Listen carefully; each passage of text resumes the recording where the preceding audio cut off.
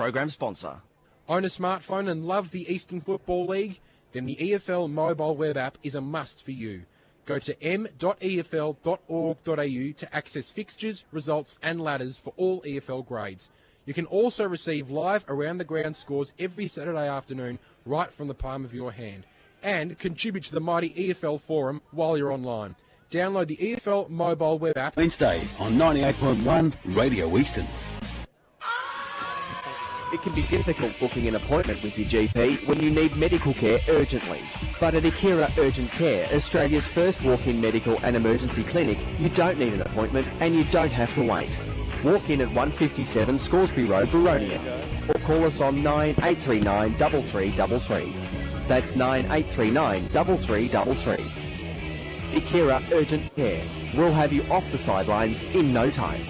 Station sponsor. For all the latest news and information on the Eastern Football League, make sure you check out our website, www.efl.org.au. On EFL Saturday, it's time for the match of the round. Let's cross to our team and go local for your footy. Welcome back. Welcome back to Mullum Reserve, and we're looking forward to this one as both sides have just made their way out onto Mullum Reserve, and this one's going to be a very interesting clash, and welcome to EFL Game Day. As I said, my name's Dyson Baker. Joining me in the co-commentator's chair this afternoon is the broadcast manager of the Eastern Football League, Ben Warren-Smith. Good afternoon, Dyson. Good afternoon, all EFL lovers out there. A terrific day for football after what's been a pretty ordinary week, hasn't it? So good to see the sun come out today. Good to be back at Mullum Reserve. We always get a fantastic spot out here, and there's two really good sides that are going to go out at the Savo. Heard plenty from him, but we'll introduce him once again. He is the very knowledgeable one. He's just thrown that. I'm going to give him that tag now after what he gave us in pre-match. Wayne Brasher, good afternoon to you. Good afternoon, Dyson. Good afternoon, BWS, and good afternoon to the listeners. Looking forward to this big game this afternoon. And in the other special comments chair, the old man of the Eastern Football League media team. Good afternoon, Ray Bett. Good afternoon, Dyson. And I must say, it's going to be a huge crowd here today. It's building up very nicely, isn't it? It is. Certainly is, and one man who we managed to pull off the bench, and he's very excited to be here on debut in the stats chair for the first time in season 2014. Good afternoon to Tim Morgan. Can you just run through names? Good evening. Glad you won't actually hear me now, but I'm excited to be here. Tim Morgan with the Tuesday match stats, and as we said, excited to be here. We've also got Andy Paolacci and Elisa Thomas-Sand down on the boundary, and we'll cross to them shortly. We've got Will and Alice running all the social media, so if you want to keep in touch with the scores, at FootyEFL on Twitter. We've got the live scores running through the Fox Sports Pulse website. If you head to the EFL fixtures and results page, click on Match Centre, you'll be able to access all those scores. But one score that we're really interested in is the score between this game. Ray, where do you see this game being won and lost for both sides? I think that there's a huge emphasis is going to be on Ryan Mullett if Vermont are going to get up and win this game. I think we say it time and time again that he's the key factor in this game. But having said that, I think that Norwood have certainly got some players who can run with him. And I think that, looking at both sides in their warm-ups, boys, I just think that the Norwood side to me look a lot bigger, actually. Bigger body, maybe not quite so taller, but bigger bodied players. And look, and of course, the admission of Tom Schneider, that's going to be a huge loss for Vermont. Especially in that midfield rotation. Schneider is an important part of that rotation with Parker and Lockie Johns that gives Ryan Mullett that big chop out. But I think the two bookends, Van Unen and Hill, and Castricum and Lee Williams are going to be the two. It's going to be the interesting match. He's come from the clouds, young Connor. I mean, look. You have a look at him. He's knee-eyed or a grasshopper, and there's not much of him. But I tell you what, he's got heart and he runs, and he just knows where to go and get the ball, and he's not afraid of getting in and under either. Both sides huddling up at either end of the ground. We're almost ready to get this one underway. Ben Warren-Smith, which way do you see this one going? I'm going for the home side today, Norwood.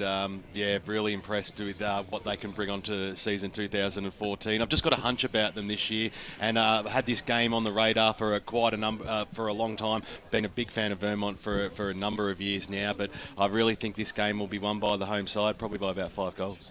It's one of those games now where both these sides can really make a statement with a win this afternoon, isn't it, Ray? Yeah, look, it certainly is. I look at last week, though. Vermont, they got over the line in the last quarter with Roval, but having spoken to some Roval people, they lost one of their players and mucked up their rotations in that last quarter. But I go along with BWS. I just think that Norwood, I'm going to pick 5 goals as well. I think they're going to run away with this at the end. Brash, you going with the Eagles, or you see the Norsemen getting up in this one? No, look, I was very impressed with the Norsemen's second half last week. Vermont only just got over the line last week, so I'm tipping the Norsemen, but only by a couple of goals. Be the Eagles for mine, and for the first time this afternoon, we'll cross down boundary side to our Akira Urgent Care boundary riders. Very good afternoon to Andy Paolacci and Alicia Thomas-Sam. Thank you so much, Dyson. A fantastic day here today. It's the ground's looking at absolute pitcher considering the last couple of days of torrential rain. A bit soft underfoot, but I don't expect the players to be slipping over too much. Guys, this is going to be a hotly contested match. I think Norwood, with their bigger bodies, will be just a little bit too strong. But again, it should be a close one. Alicia? Hey guys, how you going? I'm actually not going to tip the home team here. I'm going to tip Vermont by about 2 goals. Thanks very much. Thanks to Akira Urgent Care. And this one is underway. It was Armstrong and Taylor going up against each other. In the end, a bit of a null affair. Mullet kicks towards the commentary side wing, but only as far as Newman on that occasion. Gets it up towards half forward. And cutting in and cutting that one across was Davidson, seeing it over the boundary line about 60 round from the Norwood goal. Any matchups really pointing out to you at the moment, boys? No, I can't see anything that's unusual. Put your glasses on. So Norwood win the tap out. Good handball out the back, finds Holmes. Holmes gets it off to English, who goes inside forward 50 for the first time for the Norwood side. Great work from Vermont as they try and clean up off the back. Millhouse wrapped up. That's what you get for being a class clown. And he's held up 35 metres out from the Norwood goal. So a bit of an ugly start in this first minute or so. Tap down once again.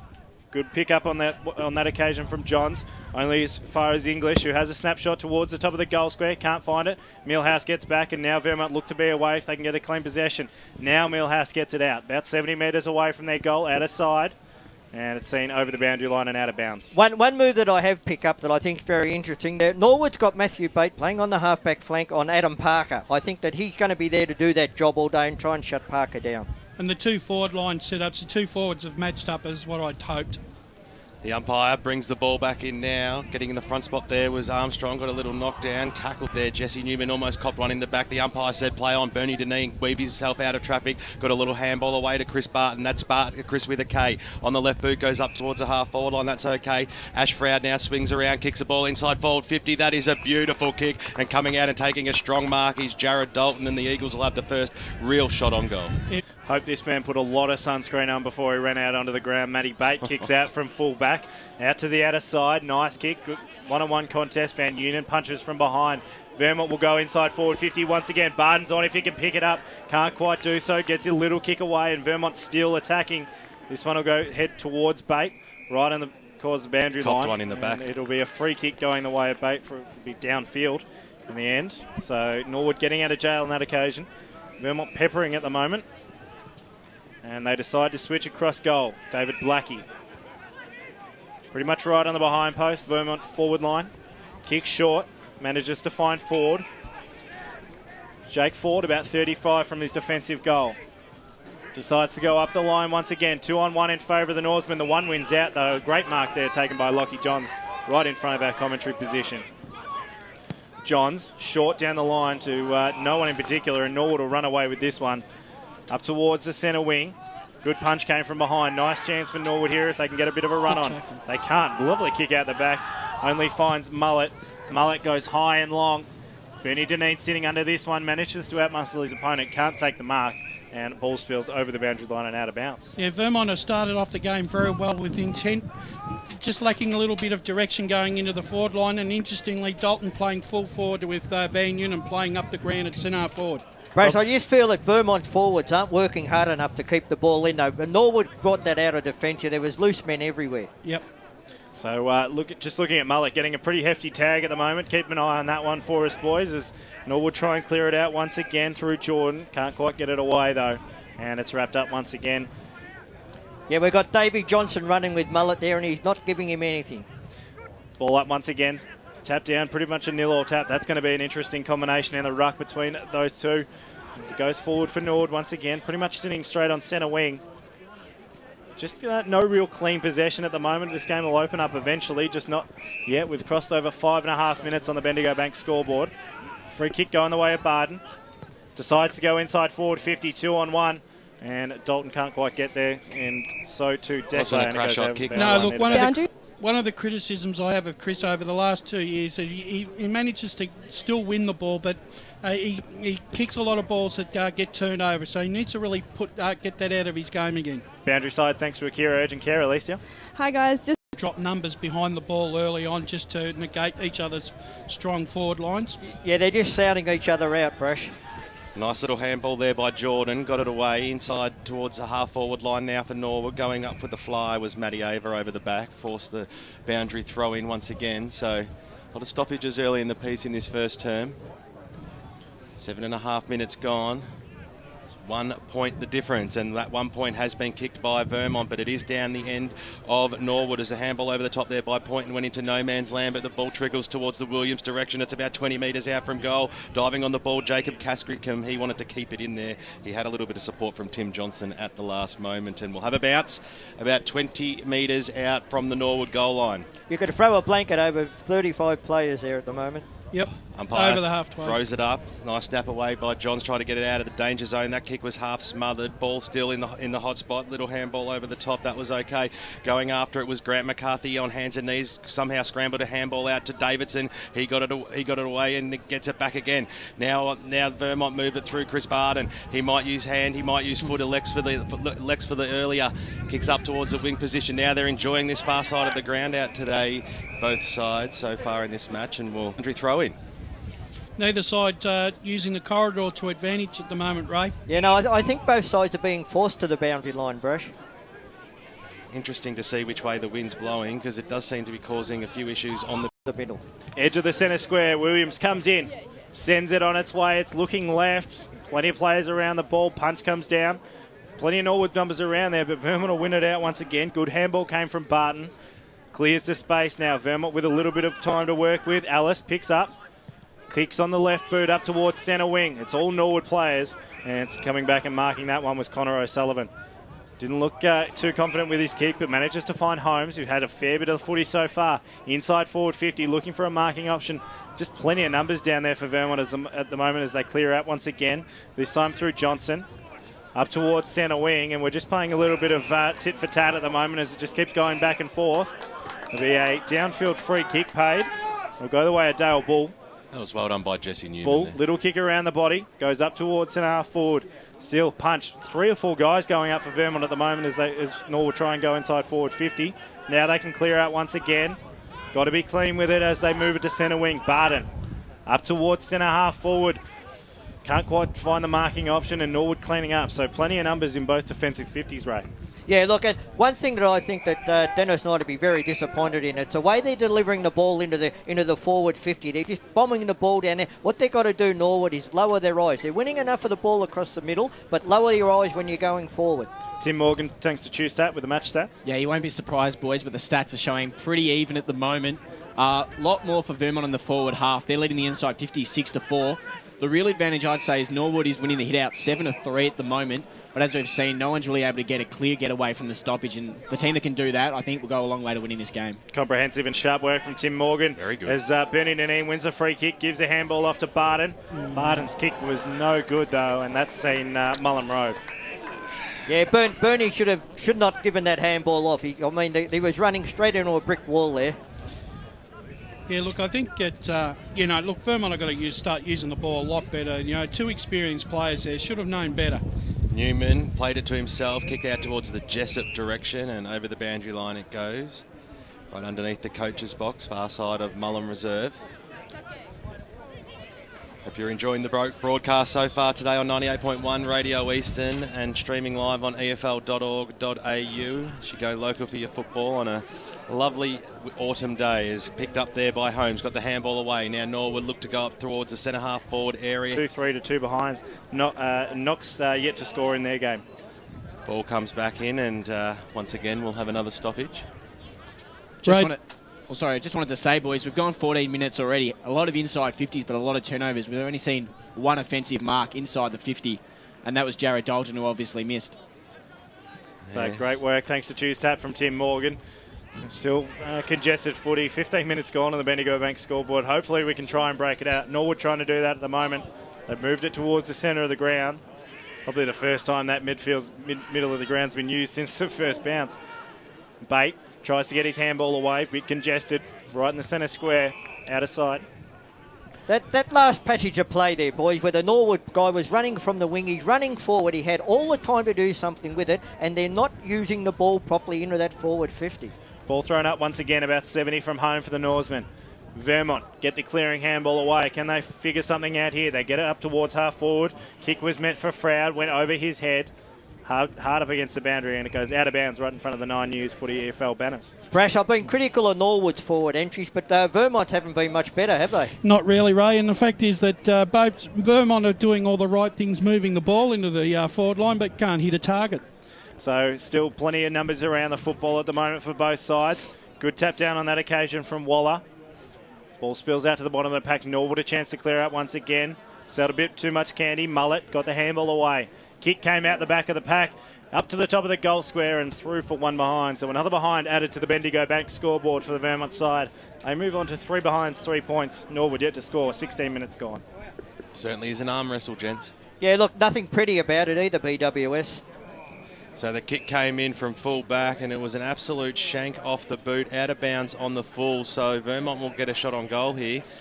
And they're wasting no time either. Kick goes to the top of the goal square. It's fading. Dalton stands strong, and he takes the mark, and the umpire said it was in play as well. So on the most acute angles, Dalton will go back and have his second shot on goal, and hopefully a 6-pointer for the Vermont side. Surely he kicks this. Well, they'd want to make them pay mistakes like that. Dalton kicked it straight across the face of goal. He went for the old-fashioned banana kick, out of bounds on the full. So that would have missed 3 sets of goals. That's gone into the mansion on Mullum Road, I reckon, that kick. You were dead right, Dice. He'll kick it, but he won't put it through the goals. He kicked it a mile. Just an update from Paul Semitsidis from Doncaster and Doncaster East. 2 in a minute to Doncaster East, both to Carl Peterson. Ball switches out towards Jesse Newman's, taking the mark across the half-back line. Unorthodox-looking kicking style, and the mark has been chopped off there by McCafferty for Vermont. So finally the members stand, get to see some football. Boundary. Play just in front of us here. We'll cross down boundary side shortly as the kick goes up towards the Van Noonan direction. Swings around now on the second bite. We'll kick it to the top of the goal square. It wasn't too bad either at the fall. The ball going after it there was Froud, but he was beaten to the task. And running away with the ball now is David Blackie for Norwood. Nice, neat kick. Goes out wide. Spots up Matty Ava. Just slowing things down a little bit. Now this is where they've got to be more sensible with their ball use and what they have for the game already. Hill comes up to create the switch. He pops it over towards Declan. Ford screaming for it on the wing or to go even wider to eventually be able to link up. Got to be quicker with the switch. Will kick it over the top now to Justin Gould. Well, they've still got the spare player. They haven't gained too much meterage. Gould on the right boot.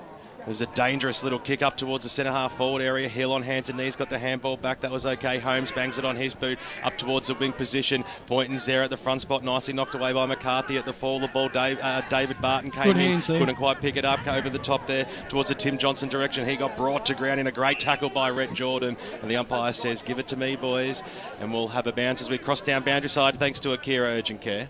Hi, guys. Early in that quarter, Troy Armstrong was actually punished with a yellow card, and he's just come back on. So the umpire throws it up. Taylor had the front spot at the fall of the ball. It'll be Jessup now. Inside forward 50. He goes, but nobody's home for Norwood. And Dean Millhouse takes the mark and swings away on the left to McCarthy. McCarthy on the outer side. Still plenty of football on that outer side. Manages to find his teammate there in McEwen. Puts himself under a little pressure. Gets away. Handball away to McCarthy. And now they're away.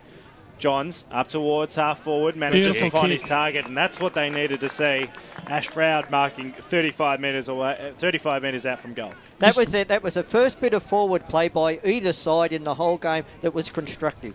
They're pressing. I think they're pressing that hard that you really need that change of direction to get the ball inside forward 50. Yeah, you're right, Dice. And Ash Froud loves a goal, and I think he could probably kick it from here. He's a great kick for goal. So Froud comes in, standing right in front of the Bendigo Bank scoreboard. Out of sight on Mullum Reserve. Kicks it on the right boot. It's an ugly helicopter kick, but I reckon he's got a fair bit on it. Just waiting for umpire confirmation. It's a goal. 2 fingers out in front, and we have the first goal here. He could have got crunched by someone coming the other way, but he just had his eyes on the ball. He did take 2 grabs of it, but he ended up with it. But one thing I just want to say, boys, Dennis Knight wouldn't be happy. Even that entry that came from the half-forward flank there were too many Norwood players running into the forward 50 and not keeping it open. The full forward comes in, the full forward kicks a goal. That's an important one for the Norwood Football Club. 22 minutes gone here in the first term, and they trail it by 3 points after getting their first one. Norwood 1 straight 6, Vermont 1-3-9. And that's a very quick answer for Norwood, Brash. Most definitely, and it's a really tight tussle here, Ray. Neither side is able to gain any sort of advantage. Both sides' disposal into the forward line has not been good, and it's only been some pieces of little bit of magic from either side that has got them their scores. Some of the stats that matter thanks to Choose Tap. Tim Morgan. Yeah, Lee Williams there just with the first mark inside 50 for Norwood. Really struggled to get it inside. They're down 6-11 in inside 50 so far this quarter. Good tap down from Simon Taylor, only sees Bernie Deneen, and they try and work it out once again, but Norwood once again getting their hands on the football. A little bit of a tip for tap football still. Davidson gets the ball, hands it to Taylor. He gets wrapped up. He's not going anywhere. Right on the edge of the square on the outer side. Bendigo Bank scoreboard shows 22 minutes gone. Vermont lead 1-3, Norwood 1 straight. Good tap down finds Johns. Johns inside forward, 50 to a one-on-one contest, and winning on that occasion was Justin Van Eunen. Perfect way to outmuscle your opponent. Yeah, well, it was 2 opponents going for that, and he just stood on the ground, didn't even get off the ground, and just waited for the ball, and it was actually marked on the chest in the end. Waste no time. He just tries to rush back on this one, but he's coming. Yeah, he's coming from pretty much the centre square. He'll kick from about 25. 23 minutes gone, first term. Gee, I love your definition of 25 there, Dice. Kick on its way, keeps it low and flat, keeps it across to the right-hand side, and that's where it ends up, through for 1 behind. Vermont 1-4-10, Norwood 1 straight 6. They're going to kick themselves for some of these misses. Oh, both sides. It's been a terrible game up to now. It's 5 scoring shots to 1, so Vermont, you feel, should certainly have a 2 to 3 goal lead at this moment as Johnny Holmes, famous name worldwide, he's got it across the half-back line. Kicks up the middle of the ground. It's sat up. It was nicely taken there by Cruzaradas. Swings around now. Short options on. That's okay. Ava had a fair bit of it in this first term, Ava. I've been quite happy with his performance so far as he drives the ball deep inside forward 50. Bouncing football away from Duran on the right boot. That is a beautiful kick inside forward 50, and a great lead too by David Johnson. He takes it out in front, about 45 metres out, directly in front. Yeah, I was just watching when Kukarazas, whatever his name is, got that ball. David Johnson, he took off straight away and left his defender about 10 metres behind him. And that's the sort of play that Dennis Knight would be looking for, but it's taken him, 25 minutes to actually get it on the board. David Johnson from 50 metres out. That is a sensational kick off the boot as it got the carry. I think this may have gone through. Mark has been taken, but the umpires are going to talk to each other. The goal umpire looks set for this one. Goal on the board to the Norwood Football Club. First goal on the board to David Johnson, and they hit the front. Would you believe it? As we cross the 27-minute mark of this first term, they have kicked 2 goals straight, lead it by 2 points, Ray Baird. Yeah, look, one thing that Norwood's doing very well, when they go into their forward line, they're dropping back into that centre-half forward hole and clogging up any forward moves that Vermont are putting forward. But one thing, boys, I don't know if you agree with me or not, but I just think because of the dry day, most players out there are trying to do too much with the ball and getting caught. Simon Taylor wins it once again, gets it down to Barton, who tries to escape a defender, does so on this occasion. Parker inside forward 50, and that'll be all she wrote for the first term here on AFL Game Day. Norwood lead this one, 2 straight 12, Vermont 1-4-10. We'll come back with more after this. It can be difficult booking an appointment with your GP when you need medical care urgently. But at Akira Urgent Care, Australia's first walk-in medical and emergency clinic, you don't need an appointment and you don't have to wait. Walk in at 157 Scoresby Road, Baronia, or call us on 9839 3333.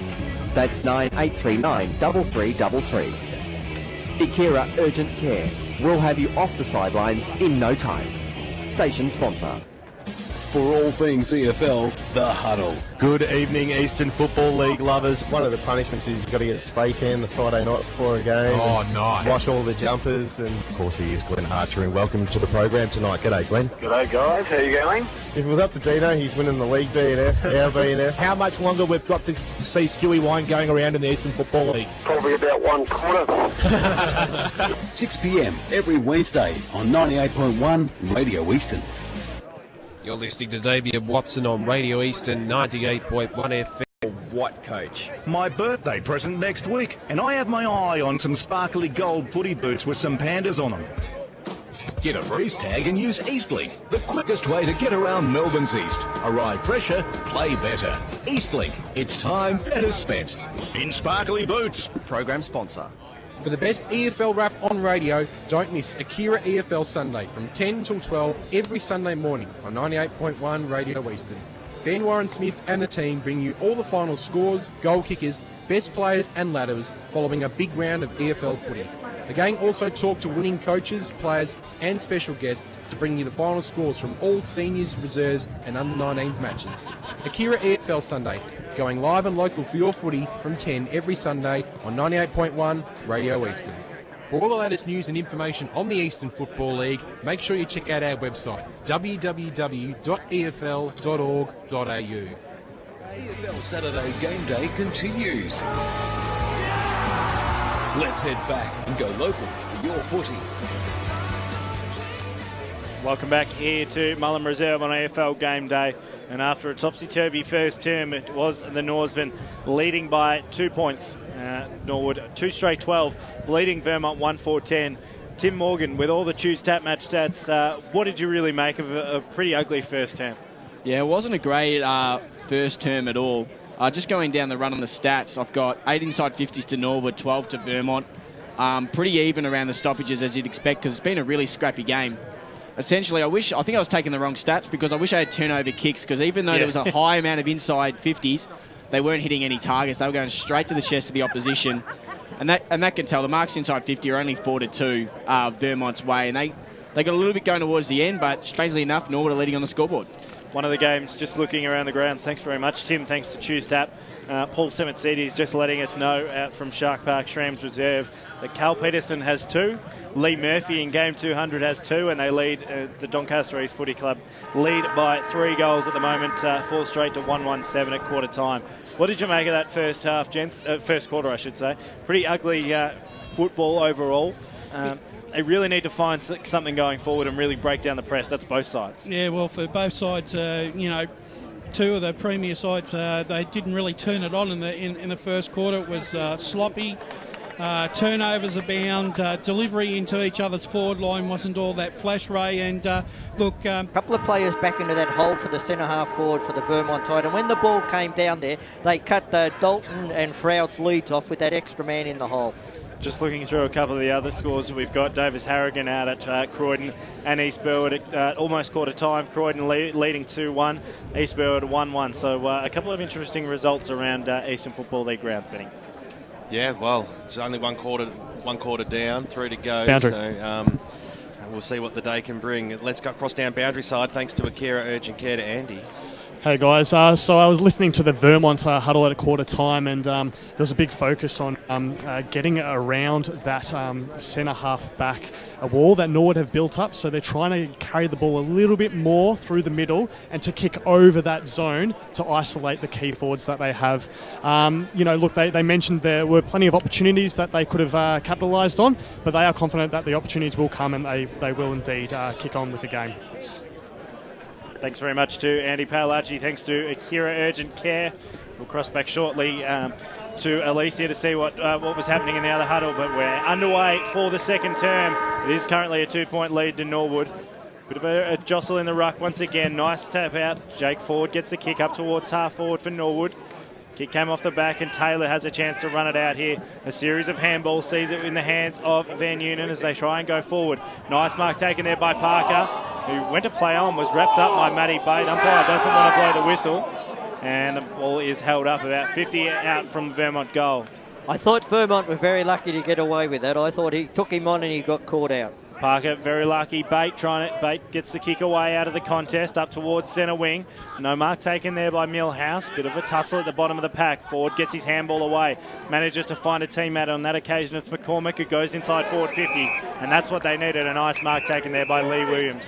Once again, they moved the ball. And a 25-metre penalty. 25. Yeah, and they've moved the ball once again, Ray, into their forward line a lot more better and cleaner than Vermont did again. Yeah, because they lowered their eyes, Bresh. That was a key thing. He lowered his eyes and he looked for a target and he saw the man on the lead. And, if he can put this through, this is going to be a huge goal, seeing we're only a minute into the quarter. Man on the mark stands on the boundary line post. He goes with the snapshot, banana, Classy. and kicks the first goal of the second term for the Norsemen. Norwood move on to 3 straight 18. Vermont 1-4-10. A goal against the run of play and a really fantastic effort as we cross boundary side. Thanks to Akira Urgent Care, Alicia. Hey guys, so I was at the Norman huddle at the first quarter break, and they actually were happy with their first quarter. They said that they were composed, but the fact was they were making too many mistakes when they had the ball, and John Holmes actually mentioned that they were letting Vermont get out of their 50 without them being able to capitalise on it.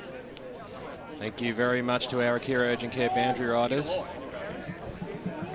So we've crossed 2 minutes here in the second term. Low scoring affair. Is Norwood 3 straight 18, Vermont 1-4-10 as the umpire starts it once again. Taylor got the knockdown. Which way was this ball going to bounce? It had tried to get trapped there by Holmes, got a little toe poker on it. On hands and knees, Vermont will link up through Barter now on the left boot. Inside forward 50 or thereabouts. Taylor, the big ruckman, have a go from 50. Kick a bit wobbly and it was nicely chopped up by Hill. Got a little handball away to Bate. He was put under an enormous amount of pressure. Hill goes in after it again. Nice tackle by Jared. Norwood up towards the wing position. There's 3 Eagles here. They're going to win it out. Handball goes out towards the direction of Johnson. Got the handball away. Now it's in Shane Davidson's hands. He had to sell a bit of candy. Sold it again. And now swings around on the right boot. Squares a kick up towards the edge of the centre square. And it was worthy too because the mark's been taken by Parker, the former Magpie. Gets it across to Barden. On the right boot he goes inside forward 50. Getting back, nearly taking a mark there was Declar. Couldn't quite trap it in, but they're going to get away with this. Newman now on the right boot for Norwood. Switches the play again out towards the forward direction. Which way is this ball going to bounce? It's going to bounce favourably for Van Noonan. Gets a little handball away, but he lost it in motion. Now Norwood get the clearing kick up towards the wing position. English took the mark. He wanted to go on with it. The umpire said you did go on with it, Brent. He likes to swing around on the left. The ball spills out loose. Deliberate could be paid here, and it certainly would. Matty McCormack just whacked it straight over the boundary line and out of bounds. Good decision there by the beatbox there, Jamie Beattie. You know, he's certainly improved his umpiring the last couple of years. Johnson for Vermont of the Nick variety. Bangs it on his boot. It was a good kick too. Gained every bit of 50 metres. Johns came charging through over the top. There was Bate. Got a little handball away. Newman will give it back in. Sorry, it was David Johnson originally, and then he got the handball off. Now through Bate. He'll swing her onto the left boot.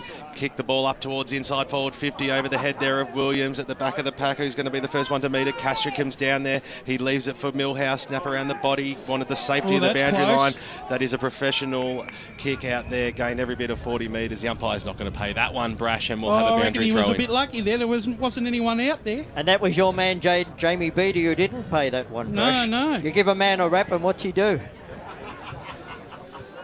Doing a great job, the EFL umpires.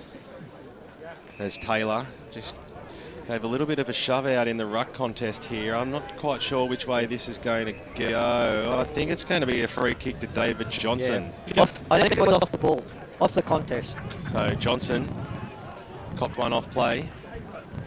And he'll have a shot on goal, and we saw him in the first term kick one from about the same distance at the other end of the ground. So by all reports, the wind is blowing towards the scoreboard, which you'll see in the background now, so not necessarily at either end. So distance shouldn't trouble him. Going for his second goal. They've been kicking straight all afternoon, and that is no difference. Straight over the goal umpire's head for his second goal. David Johnson on the Bendigo Bank scoreboard at the 7-minute mark of this second term. It's a handy 14-point lead now to the Norsemen. 4 straight 24. Vermont 1-4-10. Yeah, look, that's another great goal for Norwood there. Vermont, I think now that they've got to kick the next goal, otherwise it could be a worrying time for them. Yeah, but I look at the goal kickers, 2 to Johnson and 2 to Williams, so they've got multiple goal kickers there at Norwood. So pressure on now, just starting to mount for the Eagles. Johnson with 2, Williams with 2 for Norwood. They currently lead by 14 points. Ball back in the middle once again. Taylor wins this one down. I'll tell you what, if they can get on top in the clearances stat, they'll be well and truly up and about because Taylor's dominating in the ruck. Great work from Bate. His kick was smothered though. They try and push it forward. Holmes with a big fist over the back. Sends it to centre wing on the outer side. Now they've got a chance to run. Great tackle there from Mullet. Wasn't rewarded by the umpire. O'Sullivan outer side. Gets his handball away. Now a chance to try and run. Inside forward 50. Norwood go. All by himself on that occasion was McCormick. And Matty McCormick can go back, take this one and extend the lead for the Norsemen. Ray, Norwood are working just that little bit harder at the moment at the clearances and stoppages and are being rewarded. Yeah, big Simon Taylor's getting the knockout, but the Norwood centre line is certainly sharking that ball. But when they're going forward now, they are lowering their eyes and just taking that second. Matty McCormick comes in, sends it on its way, keeps it low and flat and across to the right-hand side. Norwood's first blemish on the scoreboard. They go to 4-1-25. Vermont 1-4-10. 7.5 minutes gone. Bendigo Bank scoreboard. Choose tap match stats. Tim Morgan. Yeah, as you mentioned, Simon Taylor getting on top in the hit-outs. They're up. Vermont's leading 3-0 to start off with, but around the stoppages, 4-1. So Vermont managing to get Norwood managing to get the clearances, and they're getting forward a little bit cleaner now. So Vermont brought the ball Boundary. back in towards the wing position far side, and we've got a boundary throw in as we cross down boundary side to Andy. Yeah, just speaking of Simon Taylor, he's actually just come off the ground, so it doesn't look like there's an injury concern, but this could be a critical time for the Vermont Football Club. Waller will go up against O'Sullivan. It came down to Norwood. Jakey Ford on the left boot. He's having a good game so far. Goes up towards the Williams direction. He was there in front. Vermont have the numbers at the fall of the ball though. Streamer handball, see them reach the middle of the ground there. Picked up by Johnson. Running through the middle, Shane Davidson has a bounce. Arches the back inside forward 50. It was a floating football as it goes up towards the Dalton direction. Couldn't quite bring it in. Stewie Hill, look at him go. He's got poise. He's got a good left foot kick too as he drives the ball out towards the Ava direction. He has a lot of space. Brent English makes further room up forward. Takes the mark. He'll swing around on the left. Penetrating kick normally. You hear the effects, Mike. A lot of players after it and coming out and taking a very solid mark for Norwood from about 55 metres out. They'll have a shot on goal. So good directive play there. Good switch. Good play by Stuart Hill across the half-back line as Jordan lines up. Can't mark on that occasion, Johnson. Still a chance now for Norwood as they go inside forward 50, looking in the Lee Williams direction. Can't mark. And a chance to clean up once again for Vermont. This is where they really need to make it count. Henley at 60-70 from home. Gets it off to Deneen. Back to Henley. Two Chandler medalists combined together. Barton gets his body in there. And wrapped up. And it'll be a free kick being paid. It'll go the way of Barton. Oh no. Umpire's changed his mind. It'll go back the way of Norwood. And now a chance for Norwood to regroup. Kick up towards centre half forward. Nice mark taken on that occasion by O'Sullivan, who plays on quickly. Short chip kick. And on that occasion they find Williams, who can... No, sorry, not Williams. It's Matty Ava. Yeah, that kick off the boot, I thought it was going to go over the leading man's head, but gee, he jumped pretty high there right at the last minute. Fair bit of a leap on Ben Warren Smith's boy, Matty Ava. So Ava can line up. This one will be a little bit of an early dagger in the hearts of the Vermont faithful. Comes in now, sends it on the right boot. That looks pretty good to me. It's just drifted right. It's home. It's managed to stay home. And Matty Ava has the 5th goal on the board for the Norwood Football Club. Norwood now move on to 5-2-32. Vermont 1-4-10. 12.5 minutes gone. Bendigo Bank scoreboard. Ray, the alarm bells are ringing here for Vermont. Blokes like Mullet and Henley have got to start getting into the game and getting their hands on the ball because they're nowhere near it at the moment. Well, as we said before, Simon Taylor, who's just come back on the ground, he's winning the knockouts, but the thing is that their midfielders are not winning those knockouts. Plus their delivery into the forward line is But a lot of that's because of the pressure, the tackling pressure of Norwood. Ball back in the middle of the ground. Taylor went up. No one got a clear knockout. Coming through there was David Barton. Kicks it up towards the half-forward line. Stuart Hill might be the first player to meet this one for the Norseman. Ball bouncing. He did well, the big fella on the right boot now. Scrambled a kick. Not sure if it was intended, but it landed in the arms of Armstrong. Short passes on. Making space was O'Sullivan. That was good. He's got a player over the top in McCormack. If he can spot him up right in the middle of the ground. Instead, he wants to go wide. They might eventually now switch it back into the middle. Centre half forward is the area to go towards the Williams direction. Ava at the back of the pack. It's inside forward 50 now. They'll be able to mop up through Millhouse, Vermont. Short passes on. They'll send the ball wide as the handball from McCarthy.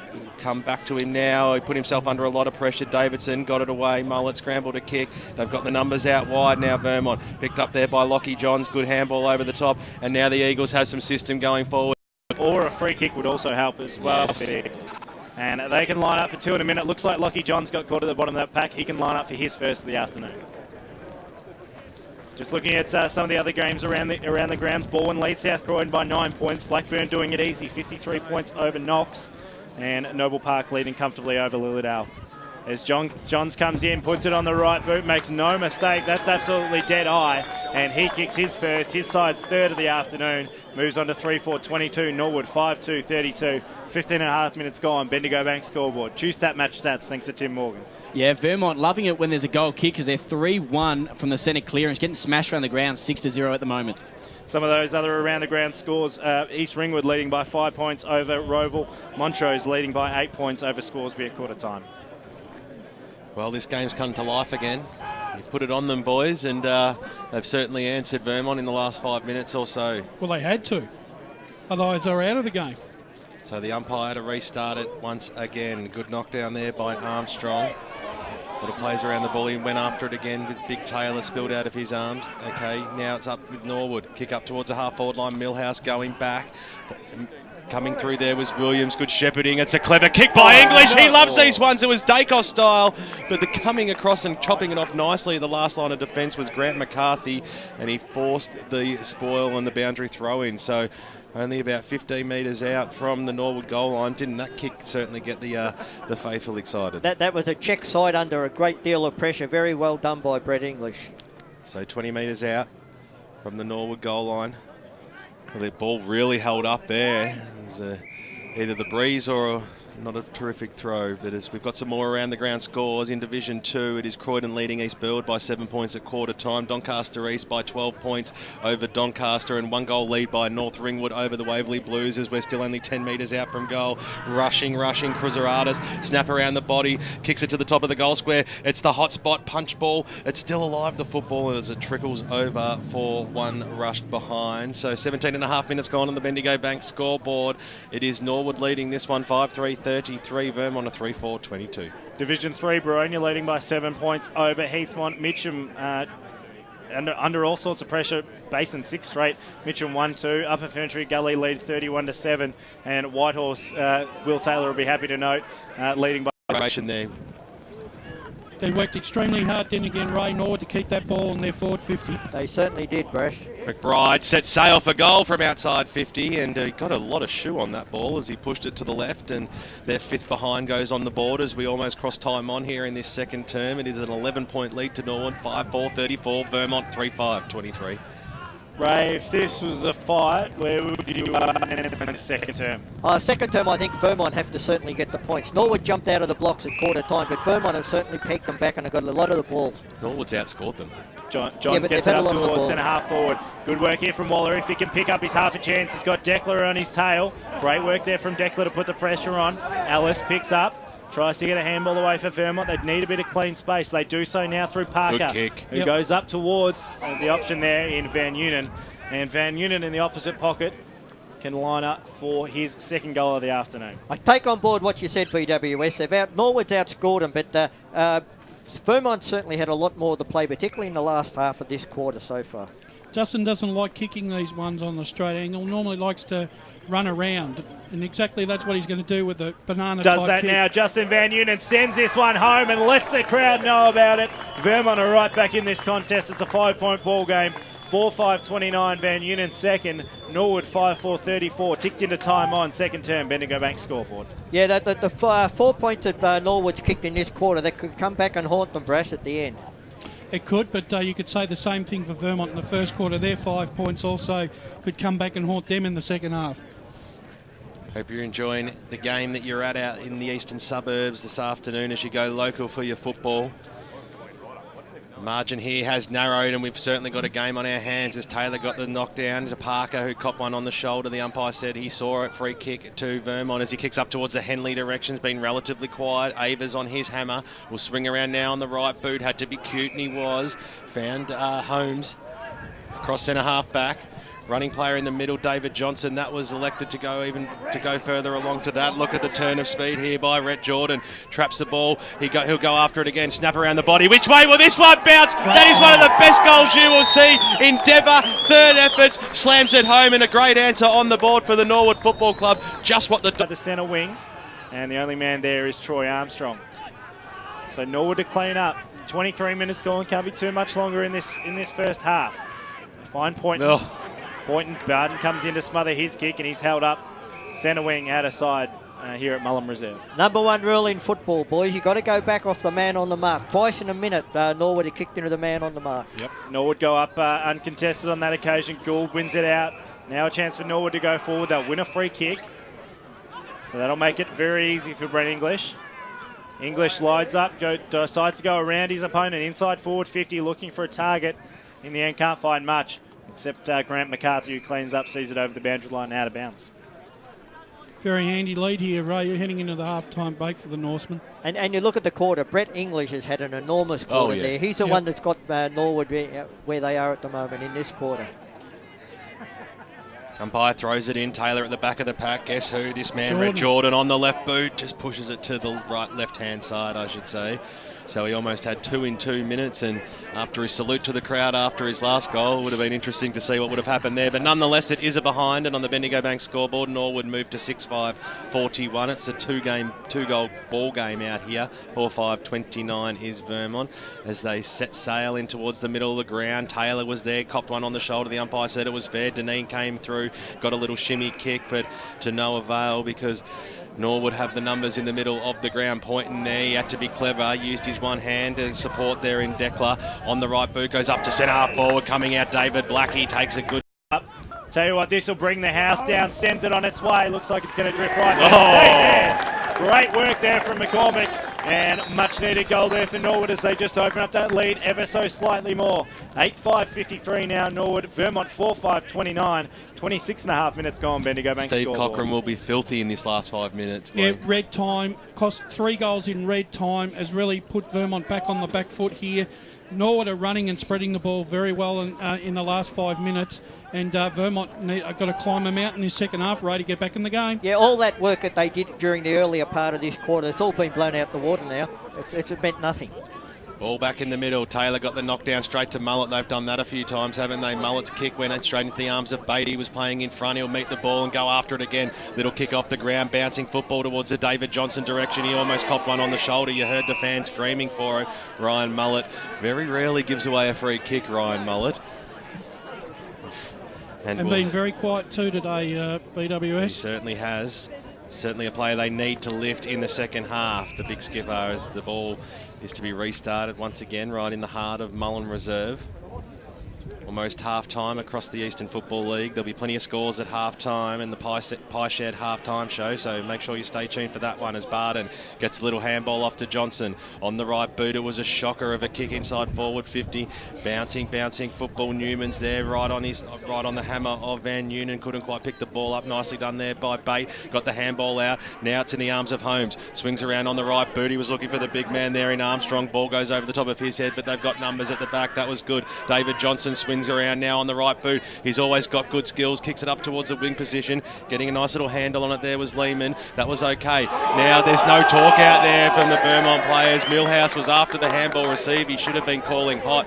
And now it'll be Norwood to go forward once again. And they've got players in Blackie across the half forward line all by themselves. The ball sits up for him. He's got time. Bit of a hospital handball over the top there for McCormack. He had to get rid of it quickly. He did so, but the disposal wasn't too flash. Now Vermont will have the numbers. Tugged up against the boundary line. The ball goes towards the wing position. Bouncing football. Nathan Henley comes out and it comes off his boot. Out of bounds on the full is the call. And the Norwood spectators are letting him know about it. They certainly are as the siren goes as John Holmes sets sail inside forward 50. So a fantastic second half of the second term by Norwood. They were met early in the term or later on in the term by Vermont and we had a game on. It was only 1 goal the difference, but at half time they have stretched the lead out to a very handy 4 goals. 8-5-53 Norwood. Vermont a 4-5-29. So hope you're enjoying the broadcast here on 98.1 Radio Eastern and streaming live on EFL.org.au. Do not go anywhere. All the important scores coming right up here on the Pie Shed halftime show right after this. Good news, boys. It's 20% off to travel on Eastlink on weekends and public holidays with a car tag. So, with the money you'll save, you'll have enough. Enough for what, Coach? My birthday present next week, and I have my eye on some sparkly gold footy boots with some pandas on them. Get a breeze tag and use Eastlink, the quickest way to get around Melbourne's east. Arrive fresher, play better. Eastlink, it's time better spent. In sparkly boots. Program sponsor. Own a smartphone and love the Eastern Football League? Then the EFL mobile web app is a must for you. Go to m.efl.org.au to access fixtures, results. Out with 21. Meanwhile, for the Brisbane Lions, Buick is the only major goal scorer with 2 to this point. We'll head back to the team for the Pie Shed halftime show at Mullen Reserve right here on Radio Eastern 98.1 after these messages. For all things EFL, The Huddle. Good evening, Eastern Football League lovers. One of the punishments is you've got to get a spray tan the Friday night before a game. Oh, nice. Wash all the jumpers. And of course, he is Glenn Archer. And welcome to the program tonight. G'day, Glenn. G'day, guys. How you going? If it was up to Tino, he's winning the league, BNF, our BNF. How much longer we've got to see Stewie Wine going around in the Eastern Football League? Probably about 1 quarter. 6 p.m. every Wednesday on 98.1 Radio Eastern. It can be difficult booking an appointment with your GP when you need medical care urgently. But at Akira Urgent Care, Australia's first walk-in medical and emergency clinic, you don't need an appointment and you don't have to wait. Walk in at 157 Scoresby Road, Baronia, or call us on 9839 3333. That's 9839 3333. Akira Urgent Care. We'll have you off the sidelines in no time. Station sponsor. For all the latest news and information on the Eastern Football League, make sure you check out our website. The coin, they're not making use of whatever advantages they gain. Every time they gain an advantage and they get a free kick or a ball, the ball, a minute ago, it gets shanked off the boot. Yeah. They're being forced wide. They can't get anywhere near the in the corridor, and they lack a key forward. Where's it being won and lost at the moment, Tim Morgan, thanks to Yarra Valley Water and Choostap stats? It's being won around the ground. We've spoken a lot about Simon Taylor during the broadcast, and he's getting a big advantage at the centre clearances. He's winning them 6-2. But around the ground is really where Vermont's getting ahead. It was 9-1 in that quarter, and they lead 17-5 around the ground in the clearances. The rest of the stats pretty even across that, except in the second half. As you would expect, Norwood won the inside 50s 14-7 in that second quarter. Only 22-19 the difference for the game. Just looking at a couple of these scores from around the grounds, Croydon leading at home against East Burwood by 10 points. Montrose have finally been able to put the hammer down a little bit against Scoresby. They lead 5-9-39 to Scoresby 1-2-8. Reports in from Paul Simitsidis that the game's going up a notch out at Strams Reserve, and at the moment Galache and Bisanas have kicked the last two. The Lions still lead by 21 points though, so a few interesting games going on around EFL grounds at the moment. We'll keep you updated with all those. A quarter-time score in from Warrandyte and Eastern Lions. Warrandyte leading 6-40, the Eastern Lions 1-17. So any of those results really stand out to you? There's not much that we see. And there's been a bit of relief too, a lot of relief in fact, for Queensland's Campbell family after their missing 3-year-old daughter Chloe was found alive and well. A very happy ending to that story up there. Also in sport, we've got the latest from the Masters. Christina Ahern has the full highlights. John Senden had one of the rounds of his life. He is only a few shots off the lead set by Bubba Watson. Adam Scott, after a shaky start, he really straightened up and is right in the hunt. Also, plenty happening in 9 News. Of course, we'll have all the footy highlights. And before I go, I'll just say, go Demons. There you go. Thanks very much to Clint Stanaway, and we look forward to seeing your smiling face, hopefully with a Demons win at 6 p.m. Thank you. Thanks very much to Clint Stanaway from the 9 News team, and pretty happy with himself now that the Demons are up and about. But all those stories coming up to you at 6 o'clock on 9 News. One story that's going to come up in the second half is whether or not Norwood can get this job done and keep it going the way they are. As we said, they were dominant right throughout the first half in dribs and drabs and let Vermont back into it at certain points in time. But I tell you what, it's one of those games now where if Norwood lose this, they've lost it themselves. Yeah, they will. I think the first 10 minutes of the third quarter is going to tell a big tale. A couple of goals here by Norwood, and that's going to blow the game right open. We also, as well, look, Vermont, as I just said a minute ago, their biggest problem is their disposal into the forward line. They've not been... What's the half-time score out there, Paul? It is Doncaster East currently leading by 3 goals. As I just get a good look at the scoreboard here, the lovely scoreboard of Trans Reserve. They are an accurate 8 goals 5 to Doncaster, who are 5 goals 4. So it's been amended there. The scoreboard. So sorry? It's a small ground out there, Paul. So where's the game being won at the moment? Is it a fast-paced game? It is. It's quite quick, and it tends to be pinging off the half-back flanks for either side quite quickly. Matt Schimmelbusch hasn't been as clean as you'd expect from someone of his calibre across the half-back flank for Doncaster, but I can really see the Lions setting up their game from there. Guys like Nick Batsanis and even young Jack Martin, who snuck forward for a goal early in the second quarter, is setting up the game for Doncaster East on the half-back line. And no doubt it is a local derby, and the sides get to play each other once again, with Doncaster coming up into Division 2. Yep. What's the crowd like out there today? Is it decent? Oh, it's massive, and like I said before, there's a past players day here for Doncaster, which they've scheduled quite perfectly. So there's a few blokes who've already had a few ales, and they're going to get louder as the day gets on. I assure you. Well, if you're a betting man, Paul, and we know you are, who's going to take out the game today?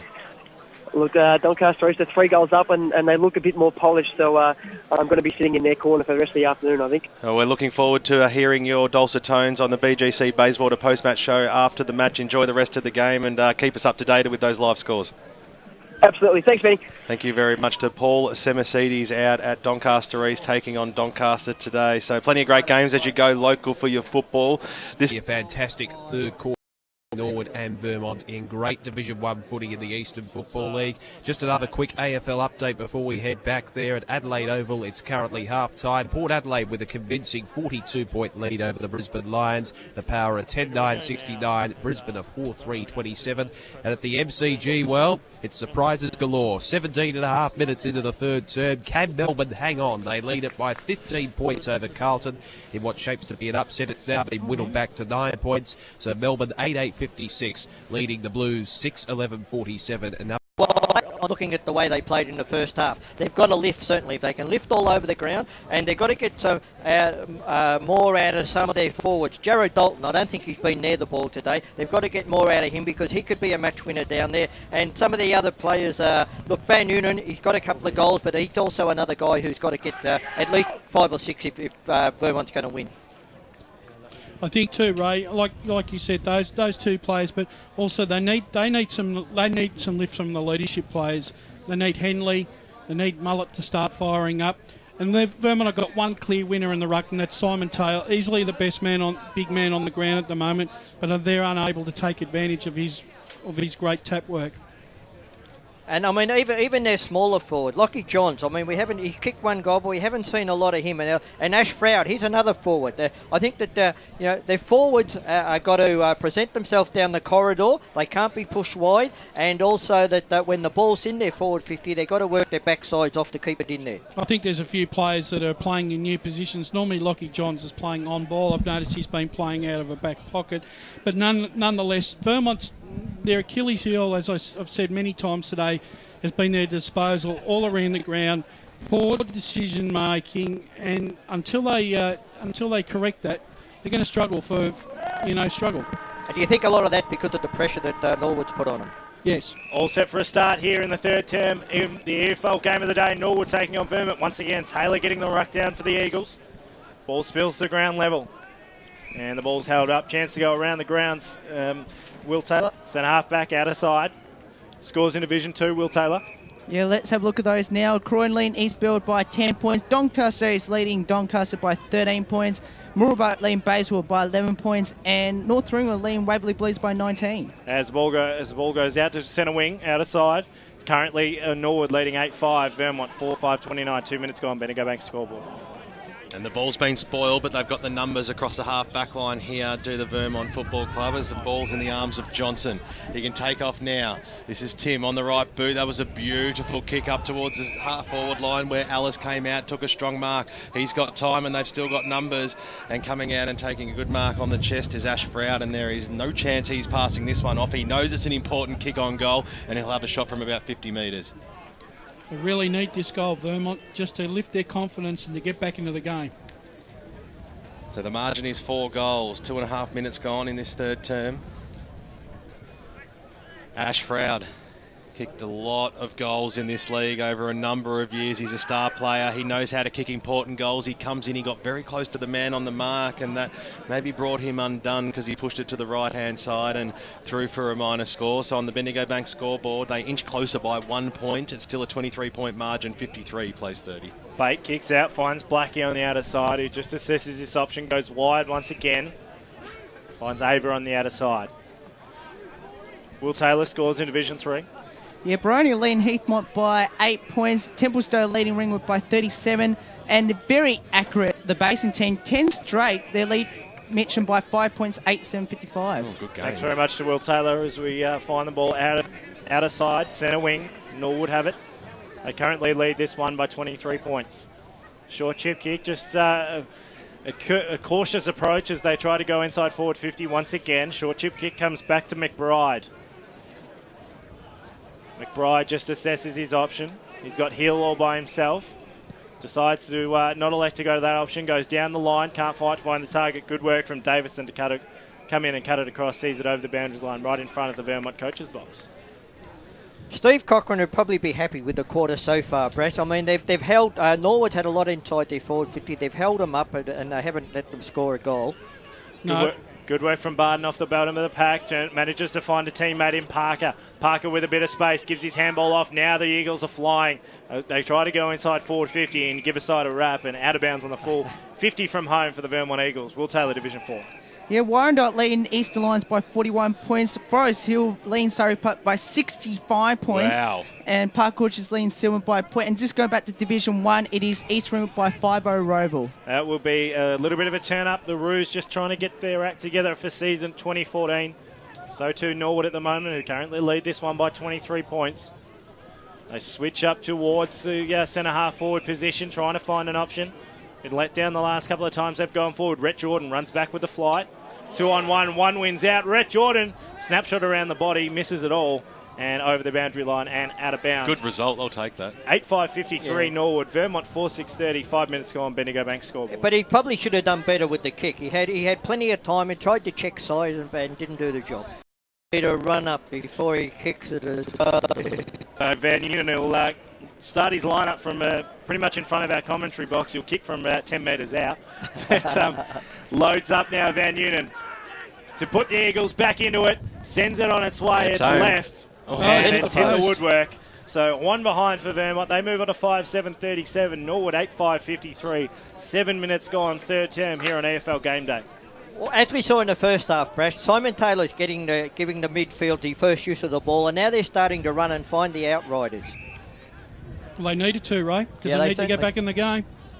So Dalton, big kick out towards the Bendigo Bank scoreboard. Ava came in to lend the spoil, fall the ball. They're going to do it nicely here. Bate now on the left boot, drives the ball up towards the half-forward line. That kick was okay. Coming out and taking a mark was McCormack. Swings around on the right boot towards the Williams direction. He had a paddock in front of him. Takes the mark, maybe too far out to score. So he'll kick it to the hot spot towards the Johnson area. Worked his way to the front, couldn't quite pull the ball down. Davidson's in there for Vermont. On hands and knees, a lot of players go after it. The umpire said this one's a little bit too tight to call, so we'll have a ball up.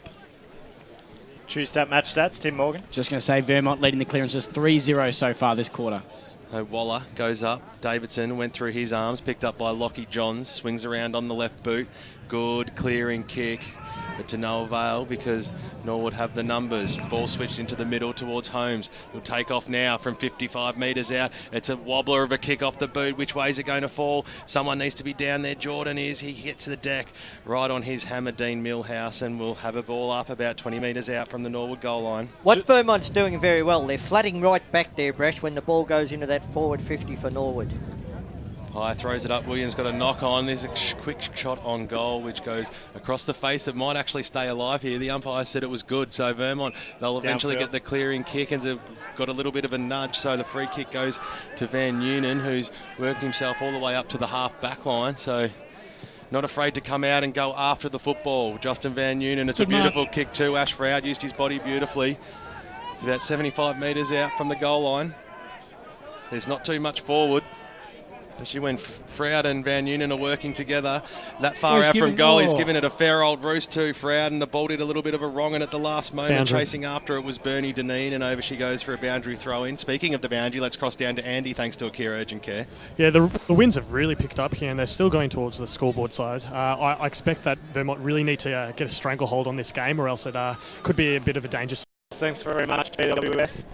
As Vermont look to try and get back in this game. They currently trail 8-5, plays 5-7. As the kick comes out of defence, up towards centre half back. Great mark taken out of the back by David Johnson. And at Johnson 60 from home will look to assess his options now. Tell you what, this would be handy. Goes short, chip kick, finds Williams. Can't quite take the mark. And the ball spills over the boundary line in front of Jacob Castricum. Good thing about Vermont in this quarter road, they've been able to slow down Norwood's run into the forward line. Yeah, because their midfield seem to be working a lot harder, Bresh. Ball thrown in once again. Nice punch over the back. Came from Armstrong. Gave Norwood a bit of a run on. That's held up though. We'll have another ball up once again. So Vermont just trying to edge their way in. Norwood just doing enough to keep him out of this game at the moment. Armstrong with a punch once again. Running onto the ball here will be Gould. He's gone for the kick and managed to get out of bounds on the full. So Vermont to regroup once again. Choose tap match stats. Tim Morgan. Yeah, pretty even in the inside 50s at the moment. 7-5 Norwood's way. A lot more. We're seeing a little bit more free flowing in this third quarter. Really great stuff on debut from Tim Morgan, thanks to Yarra Valley Water and Choose Tap. Vermont kicks short, find Johnson. Johnson gives his handball back and just looking to open up a bit of space. Gets the ball back once again, gives his handball off to Barton under pressure. Trying to work in a phone box at the moment, Vermont. And wrapped up, nice tackle there from Poynton. About 45 from home for Norwood. That was such poor play there from Vermont. Going backwards and forwards on... Brett Jordan in the ruck, gets the tap down. Norwood trying to work it forward once again. Ball's held up. A little bit of a sting gone out of the game at the moment. Do you think they're starting to look a bit pretty down there on the back line, Brash? Because as you said, there was about 8 hand passes there, and then they lost it.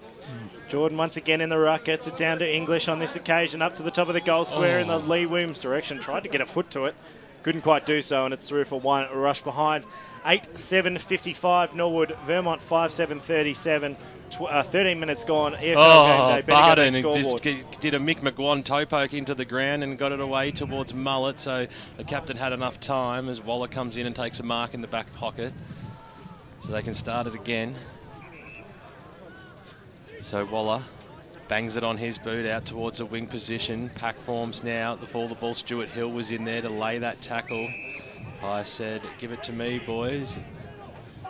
So Matty Ava on the right boot, inside forward 50 towards the Williams direction. He had the front spot. Vermont at the fall of the ball. Here they go. The big man Taylor might go for the old 1-2 here as the kick goes out towards the half back line member stand, and a foot race is created. Vermont might be able to get away with this one. That was good play. Handball over the top by Davidson. Put his teammate in Henley under a lot of pressure. Bate was mopping up there. English was there for support, as was Stuart Hill. It eventually goes out there to English on the left boot now. He'll kick it to the hot spot. He'll kick it towards the Williams direction, and he's been held. The umpire saw it, holding of the arm, the one arm, and he throws his arms up in delight as if that's been happening to me all afternoon and you plucked one out. But Lee Williams will have a shot on goal for his third and an important kick this one. Vermont paid the penalty there for being too cute. And Matthew Bate, Brash, he's working himself back into the game after a very quiet first quarter. But Brett English, once again, look, he's the key to the whole Norwood side. The way he runs and finds space by himself, and he's such a beautiful left foot kick.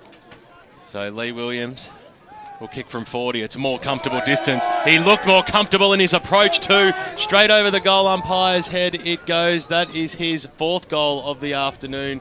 And on the Bendigo Bank scoreboard, Norwood kick their ninth. 9-6-60, plays 5-7-37. So that evens it up. So that's his third goal, is that correct, Dyson? Fourth. It is four. Correct. I think that Steve Cochran will not be happy with that piece of play after having the advantage of 2 or 3 guys running on this wing and 2 guys streaming into the forward line. They've turned the ball over and awarded Norwood a goal. Ball back in the middle once again. 5-7-37. 18 minutes gone. Third term, Bendigo Bank scoreboard. Listening to EFL Game Day. Make sure you tweet us in any of the scores wherever you are around the grounds at Footy EFL. As Vermont clear it out once again through Johns. Up towards centre wing, bouncing ball. Froud will meet it at centre wing. Now he needs to wheel round, look for an option. Decides to go short with a handball to Alice. Alice, inside forward 50. Kick wasn't flash, went over the head of Waller. Coming in to try and clean this one up on this occasion is Hill. Gets around one. On that occasion was Dalton. Gives it off to Bate. Now he can just regroup. Gives it to Newman. Short chip kick. Just got too much time at the moment, Norwood. They're doing well. O'Sullivan just holds it up. Gives a handball to Bate. About 45 from his defensive goal. Tried to be way too cute. Gets it away. In the end, Newman picks it up. He's under a lot of pressure. Umpire didn't want to bring out the whistle.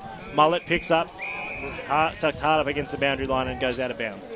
Dennis Knight would not be happy with that bit of play there by the defence. They're getting a bit too pretty. They've got to put your foot to the ball occasionally. 9-6 plays 5-7. Vermont have it just outside their defence, outside their attacking 50. They go inside forward 50 through Johns. Oh, there it is. And a nice mark taken inside the forward 50, something that they desperately needed, the Eagles. And that was great ruck work by Simon Taylor then. A little tap over the back and a short pass just over the head of the two players at centre half forward to the leading forward. That was Lockie Johns at his best there. Saw an ugly kick from Ash Froud before, makes no mistake with this one, does Froud. He kicks his second of the afternoon and he moves his side on to 8-7-49. They trail Norwood 9-6-60, and after being well and truly out of this game for a long period of time, they're not that far behind at the moment. What they've got to do, they've got to just string a couple of goals together. It's no good going 1-for-1 with Norwood because they're not making any leeway. Vermont need a little 5-minute patch like Norwood had in that last 5 minutes of the second quarter, just to even the game up and put some doubt in the Norseman's mind. But Brash, every time that Vermont seem to look like they're going to do something, Norwood have the ability just to peg back the goal when they really need it. They do. Let's have a look at some of those half-time scores across the Eastern Football League. Bowen lead South Croydon by a handy margin at half-time. Knox trailed Blackburn by almost 10 goals. It's a big lead also by Noble Park over Lilydale, and is a 2-point lead to Baronia at half-time. Ringwood trail by 37 points against Templestowe, and a 5-point lead to the Basin over Mitcham. Just an update on that score from Doncaster. Doncaster East Peterson's kicked his third. Doncaster trail by 12 points out at Shrams Reserve Shark Park. Thanks very much to Paul Semitsidis. We'll hear more from him on the BGS post-match show. BGC post-match show, I should say. BGS, the insurance company, unfortunately getting those two mixed up. As Vermont try to go forward once again, Deneen, if he can pick it up, he's got a fair bit of space. Wheels around, uses the left, short chip kick to find Dalton. And Dalton marks about 40 from home, and this would be crucial. Brash, you said the next goal would be handy. If they can get this one, they're right back in the game. Yeah, well, Jared Dalton needs to start imposing himself on the game. There's no better time for him to do that than right now. Hardly called him since that first goal of the day, and this is one crucial one for the Vermont Football Club. Dalton comes in on the right boot, makes no mistake. Goal umpire likes it, teammates like it, and Vermont had their 7th goal on the board. 7-7-49 the Eagles. Norwood 10-6-66 on the Bendigo Bank scoreboard. 23 minutes gone, third term here on EFL Game Day. Brash, they're hanging in there, aren't they? That's all you can say about it. Yep, that's all you can say at the moment, Ray. Division 4 at half-time sees Warrandyte lead the Eastern Lions by 7 goals. Forest Hill thumping Surrey Park in the tune of 65 points at this stage. Kilsyth trail by 10 points to Ferntree Gully. And it's a 1-point ball game between Park Orchards and Sylvan, with the home side leading that one as we wait for the game to restart. Spills to the bottom of the pack. McCarthy. His handball was smothered and sent over the boundary line in front of O'Sullivan. The pressure that Norwood have put on. We'll cross boundary side thanks to Akira Urgent Care. Alicia Thomas-Sam. Rhett Jordan's just come off for Norwood with the blood rule, just got smacked in the nose. Well, that's a little bit of a loss. Thanks very much, Alicia, for just starting to get into the game. Was Rhett Jordan a little bit as Johns just clears out of the pack up towards centre wing, bouncing ball. Bate be first to it, kicks it straight back towards the forward 50, looking for an option. Can't quite find it on this occasion. There'll be a free kick going the way of Vermont though. McCarthy. We go to McCarthy. Hasn't been their worst. Short chip kick. On that occasion finds Millhouse. Millhouse to Johns. Now they can clear it out of the outer side. Kick push had probably too much on it, and that occasion intended for Davidson, and it goes over. They can't afford to be. Sorry, they can't afford to be going wide in these last few moments of this quarter. Well, they can't afford not to hit their targets, which they're still doing. So 26 minutes gone. Bendigo Bank scoreboard. You're listening to EFL Game Day. Norwood taking on Vermont Division 1 clash. Taylor gets the tap down.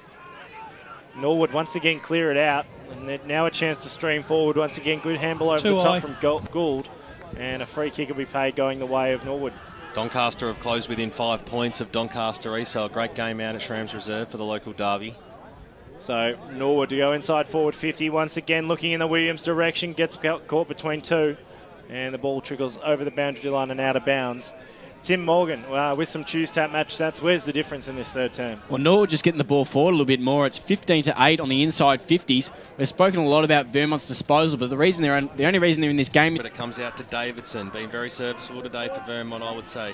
Handball over the top, linking up okay there with McEwen. They had a pretty good system going there, Vermont, but the siren beats all players, and at three-quarter time it is a very handy 29-point margin to the home side. Norwood, 12 goals, 6-78. Vermont, a 7-7-49. A good quarter that was to watch football. That was a much better quarter there. The game opened up a little bit. Simon Taylor still well in control in the ruck.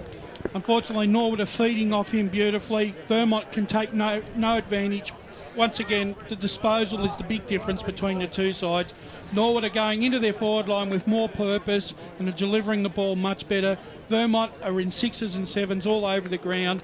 They go into the forward line, they're kicking to a 1-on-2 with Norwood dropping numbers behind the ball, and just a lack of a key forward is really costing Vermont today. Special comments from Wayne Brasher today. We hope you're enjoying EFL Game Day on 98.1 Radio Eastern and streaming live on efl.org.au. It's time to go back to the studio with Damien Watson, and we'll be back with all those important around the ground scores and final quarter just after this. It can be difficult booking an appointment when you need medical care urgently. But at Akira Urgent Care, Australia's first walk-in medical and emergency clinic, you don't need an appointment and you don't have one. Walk in at 157 Scoresby Road, Boronia, or call us on 9839 3333. That's 3333. Akira Urgent Care. We'll have you off the sidelines in no time. Station sponsor. For all things EFL, The Huddle. Good evening, Eastern Football League lovers. One of the punishments is you've got to get a spray tan the Friday night before a game. Oh, nice. Wash all the jumpers. And of course, he is Glenn Archer, and welcome to the program tonight. G'day, Glenn. G'day, guys. How you going? If it was up to Dino, he's winning the league DNF, our BNF. How much longer we've got to see Stewie Wine going around in the Eastern Football League? Probably about 1 quarter. 6 p.m. every Wednesday on 98.1 Radio Eastern. Damien Watson with you on Radio Eastern 98.1 FM. We've just ticked over 4 o'clock on this wonderful Saturday afternoon, and it's currently crept below 22 degrees in the outer eastern suburbs of Melbourne. Hope you're enjoying EFL Game Day with the team down there at Mullen Reserve. I've got a couple of progress, very interesting AFL scores to give to you. I'll tell you what, we've reached the halfway mark of the final term, and a serious upset is brewing at the MCG, with Melbourne leading Carlton by 23 points. The Demons 11-9-75, leading an inaccurate Blues lineup 6-16-52. Major goal scorers for the Demons. Chris Dawes has been a pillar up forward with 2 goals. Bale and Frawley also have 2 majors to their name. Meanwhile, Carlton only have the 1 major goal scorer in David Ellard with 2. And the leading possession getter for the Demons. Fantastic, a very consistent player for the Demons in recent years. 27 he has picked up this afternoon thus far. And across the border at the Adelaide Oval, we've reached the 24-minute mark of the I'll tell you what, the Power in their element, they're doing it easily. They lead Brisbane at the moment by 75 points. 16-12, 108 Port Adelaide to the Brisbane Lions, 5-3-33. Major goal scorers for the Power, Gray, Schultz and Westhoff, the usual suspects with 3 apiece. And in the disposal count, Travis Spoke and Kane Corns each have reached over 30 disposals to their name. So certainly the main players for Port Adelaide performing this afternoon. For Brisbane, the only major goal scorer, Buick, with 2. www.efl.org.au. EFL Saturday Game Day continues. Let's head back and go local for your footy. Welcome back to Mullum Reserve, and it's Norwood all one-way traffic here. 12:6:78, Vermont 7:7:49, three-quarter time here on EFL Game Day. Just looking around the crowd, Brash, we're getting a bit sidetracked. Aaron Nummy, Brad Taylor. There's a few of the Vermont faithful and a few Vermont veterans down here today. Yeah, it's good. The ex-players always like to come out and support the boys, no matter how bad or good they're going, and it's always one of the strong points about our club. Our club, he's led his allegiances go once again, has Wayne Brasher. Let me off. But looking around some of the other scores, results right across the board. Yeah, in Division 1 we've got Blackburn leading Knox by 89 points and Montrose leading Scoresby by 24. And in Division 2 we've got Croydon leading East Burwood by 13. And over to Division 3, we've got Boronia leading Heathorn by 11. And in Division 4, Park Orchards is leading Sylvan in a close one by only 7 points. That's one we wanted to see. Thanks very much. Park Orchards just leading Sylvan. We'll cross boundary side thanks to Akira Urgent Care. Andy Paolachi. Yeah, Steve Cochran for the Vermont side said basically, let's roll the dice. There is nothing to lose here. A week off next week. Again, expect them to throw caution to the wind. Whether it happens, we'll wait and see. But again, they're going to go hell for leather here. They're going to need to get over the line. Alicia? Norwood just want to control the whole ground in the last quarter. They don't just want to win, they want to win comfortably. They don't want to become complacent in the last quarter. And they know Vermont scored 7 goals last week, and they don't want that to happen this week. Real opportunity to make a statement here for the Norsemen in their last quarter. It's already a comfortable lead at the moment of almost 5 goals. If they can throw a few more on there, they could really make a statement to Division 1. Well, they've set the game up for a bit of a blowout, really. If they can just, run over Vermont now, it's certainly going to be a statement. So all set for a start. Final team here at Mullum Reserve, just waiting for the last few to clear the ground. Vermont any chance in this last quarter, Brash? I'd like to think so, but I think Norwood are playing too well. They need the first 3. So here we go, final term here at Mullum Reserve. Norwood taking on Vermont. Ball thrown aloft. As we've seen all day, Taylor gets the tap down. Can't find a team man and it's wrapped up. We'll have a secondary ball up. So first clearance will be ever so important for Vermont if they are to get back in this game. They try to now, Deneen and Barden both being held. Can't quite get it away. Now Norwood a chance to clear out.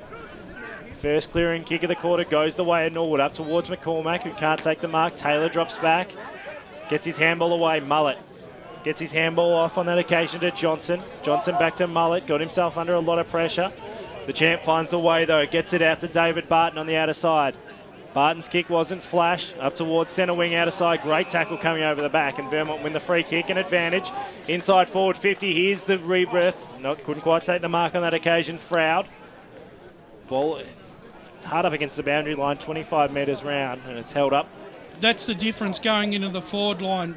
Vermont, when they deliver the ball into the forward line, tend to kick it over their forward's head, whilst Norwood are hitting the target. They're out of it and coming through for support was David Barton. He goes backwards to go forwards. That was okay there by Lehman on the right boot. Swings out and finds Lachlan Johns, tugged right up against the boundary line, half back line. Squeezes a kick to Deneen. He gets a little handball out wide. That's okay. This one's with Nick Johnson. Just pops it up. It was an ordinary looking kick. Troy Armstrong, the big ruckman, just falls in the hole across the half forward line for Vermont. So he'll send the ball back now. Kick along the wing position. They set themselves up here. English on the left. Squares up a nice pass, David Blackie. Usually got a good turn of foot, Blackie. He'll swing now, kick to true centre half forward. The big ruckman there in Armstrong, he'll go up. He's hurt himself too. He's hit the deck hard. McCormack on the left boot, squeezes a kick. Which way's this one going to bounce? Well, it was scrambling off the boot, but it bounced favourably. Fantastic goal. Once again, the answer from the Norwood Football Club. And a great goal kicked by Matthew McCormack. And we'll get our Akira Urgent Care boundary riders to keep a close eye on Troy Armstrong, because the big man did go down at the 3.5 minute mark of this final term. Norwood 13-6-84. They got the answer. Vermont 8-7-55. Brash, that whole stretch of play since that goal that Vermont got, they're two completely different sides. There's much more purpose in Norwood's forward moves. Exactly, Ray, and that's why Norwood are 5 goals in front at this stage. So Andrew. So Armstrong's gone straight to the boundary. We'll cross to our Akira Urgent Care boundary riders shortly. Taylor gets it down once again. How many times have we said that? Barton gets it away to Mullet. Now the handball clears out to Barton. That's and a a free kick being paid, going the way of Norwood, and it'll be good. So it's all the way of the Norsemen at the moment. They clear out to Bate on the outer side. He's been good. Looks to go inside forward 50. Lines up from about 55 metres out. And that's the nail in the coffin for the Vermont Football Club. Norwood have just extended their lead with some fantastic play, and they move on to 14-6-90. Vermont 8-7-55. We'll get an update on Troy Armstrong thanks to our Akira Urgent Care boundary riders. Yeah, just firstly, that goal from Matthew Bate wasn't even looking like it was going through in the wind, swung it right back and in his favour. As for Troy Armstrong, holding his elbow, signalling to the physios that it's sort of bent in the other direction. So he's looking okay at this stage. They're not doing any work on him, but we'll update you as it happens. Possible hyperextension, I'm assuming, thanks to Andy as our Akira Urgent Care boundary rider. Ball back in the middle of the ground. Umpire letting play go on. Jessup's at the bottom of that pack and we'll have a bounce. Doncaster East lead Doncaster by 14 points at three-quarter time. Blackburn are doing it easily against Knox. As the umpire restarts it now, Taylor got it knocked down. Mullet nearly copped one on the shoulder. The umpire said it was fair. Parker came in, wrapped up by three Norsemen, and we'll have another stoppage. Adam Parker, Brash, is one that hasn't been able to get into the play at all. Not today, Ray. He's been well and truly beaten. Taylor to McCafferty, kicks it inside forward 50. Which way will this go? Game out to Barden, got it away to Bernie Deneen on the left boot, tried to be pretty cute. The kick was half smothered off the boot. He might get another go here. Coming through there was Declan, got the little handball out close towards the boundary line here. Norwood might be able to keep it alive, but the boundary line beats all players. And there was three Vermont players there that could have raffled the ball between them, and yet they all overran the ball, and Norwood won a stoppage. Umpire brings the ball back in. O'Sullivan at the back of the pack almost was able to pull it in. Alice went in hard for Vermont, hit the deck, and the umpire said, give it back to me. Does that mean South Croydon's percentage will go down to about 700? Yeah, as we saw in the first game, percentage of 1,525 after their round one victory against Scoresby, as Norwood try to go forward once again. Quick kick down the line, and very close to it, and goes over the boundary line out of bounds. David Blackie's had a really good game today too, Ray. He looked dangerous every time he's gone near the ball, Brush. Maybe it's the orange boots that I love, BWS. A lot of guys starting to put their hand up for the Ferntree Gully Motor Group Best on Ground. $100 Coles Myer gift card coming their way. Also, the Trojan Workhorse wins a lovely Trojan toolkit. Filled to the brim. We love... I was actually having a look at it yesterday in the office. It's a pretty good kit for a tradie around. Free Taylor kick there. Has to be a free kick for too high or in the back. Take your pick. And Norwood to go inside forward 50 once again. They're about 70 from home at the moment. As the jet lands on us. Very slow to get up is Bull. It's not 3-2-3, is it? Bull inside forward 50. Looking for a marking option, can't quite find it. Ball spills out the back and beats over the line McCormick. So on the Bendigo Bank scoreboard, Norwood lead 14-6, Vermont 9-7, 9 minutes gone, final term. All 10 metres round from the Norwood goal. Thrown back in once again. Taylor taps it down, can't quite find his own teammate, gets it off to Rhett Jordan. Rhett Jordan gives his handball away to Kusarasas. Haven't seen much of him since I butchered that name completely, but haven't seen much of him since the first quarter. There's a lot of players that have stood up for Norwood, but there's still a lot of players that have sort of been passengers in this win. Ball thrown in once again, tapped down, and it looks to be a kick off the bottom of the pack. Williams can't see it over the goal line. In the end, through for one behind, and it moves his side on to 14-7-91. Vermont 9-7-61. A 5-goal lead to the Norsemen, 9.5 minutes, Bendigo Bank scoreboard. So Mullet kicks it to himself, brings it in. We've heard a whistle, so too sure what this is for. Bit of confusion between the two umpires out there. Yeah, it's a bit downfield there. Looks like something happened behind play there. Yeah, it's definitely behind play. Jessup was involved at one stage there. So Millhouse gives the handball off. Castricum on the right boot, drives the ball up to... By 36 points. Choose match stats thanks to Tim Morgan. Yeah, just another hit out, just an interesting one there. Another hit out to Simon Taylor. Really weird there. It looks like Connor O'Sullivan just gave up, didn't even go up in the air. I think they've definitely changed their attitude in terms of the midfield structure, and it's paid dividends. Barton gets around two, short chip kick, can't find Froud. Have a look at the kick. Guess who? Bate will clean up once again for Norwood. Goes to the commentary side wing. Couple will have to raffle for it in the end. Jessup picks up. Kick short, all by himself. McCubbin can run. Yep. Runs to 50. Got an option on him. Williams decides to go past him. 2 in a minute. Kick was ugly in the end. It was almost going to bring that one home. English grabs it. Long bomb. That's going to bring rain through for East. What a ball game out at Shram's Reserve. Looking forward to Paul's report on the BGC Bayswater post-match show between 5 and 6, hosted by the one and only Damien Watson. As the ball is back in the middle of the ground, Vermont, well, they're certainly not giving up in the contest. A man who never does is Bernie Deneen. Got the handball out towards Parker, who copped one very high, but the umpire had already paid a free kick. It'll go the way of Deneen, getting crunched after he got rid of that handball. All one-way traffic. Doncaster have kicked another one and put themselves in front for the first time today. Handball off to Lockie John, set sail for home, goes to goal square. Dalton just worked himself into that magnificently and took the mark. Stewie Hill is fuming. He got knocked out of the play, and Wayne Brasher, you're shaking your head. It should have been a free kick to the fullback. Well, most definitely. It wasn't nowhere near a mark. Point blank range for Dalton. He slams it straight over the goal umpire's head, and Vermont on the Bendigo Bank scoreboard hit double figures when we're talking goals. 10-7, 67, 16-9, 105 is the Norwood Football Club.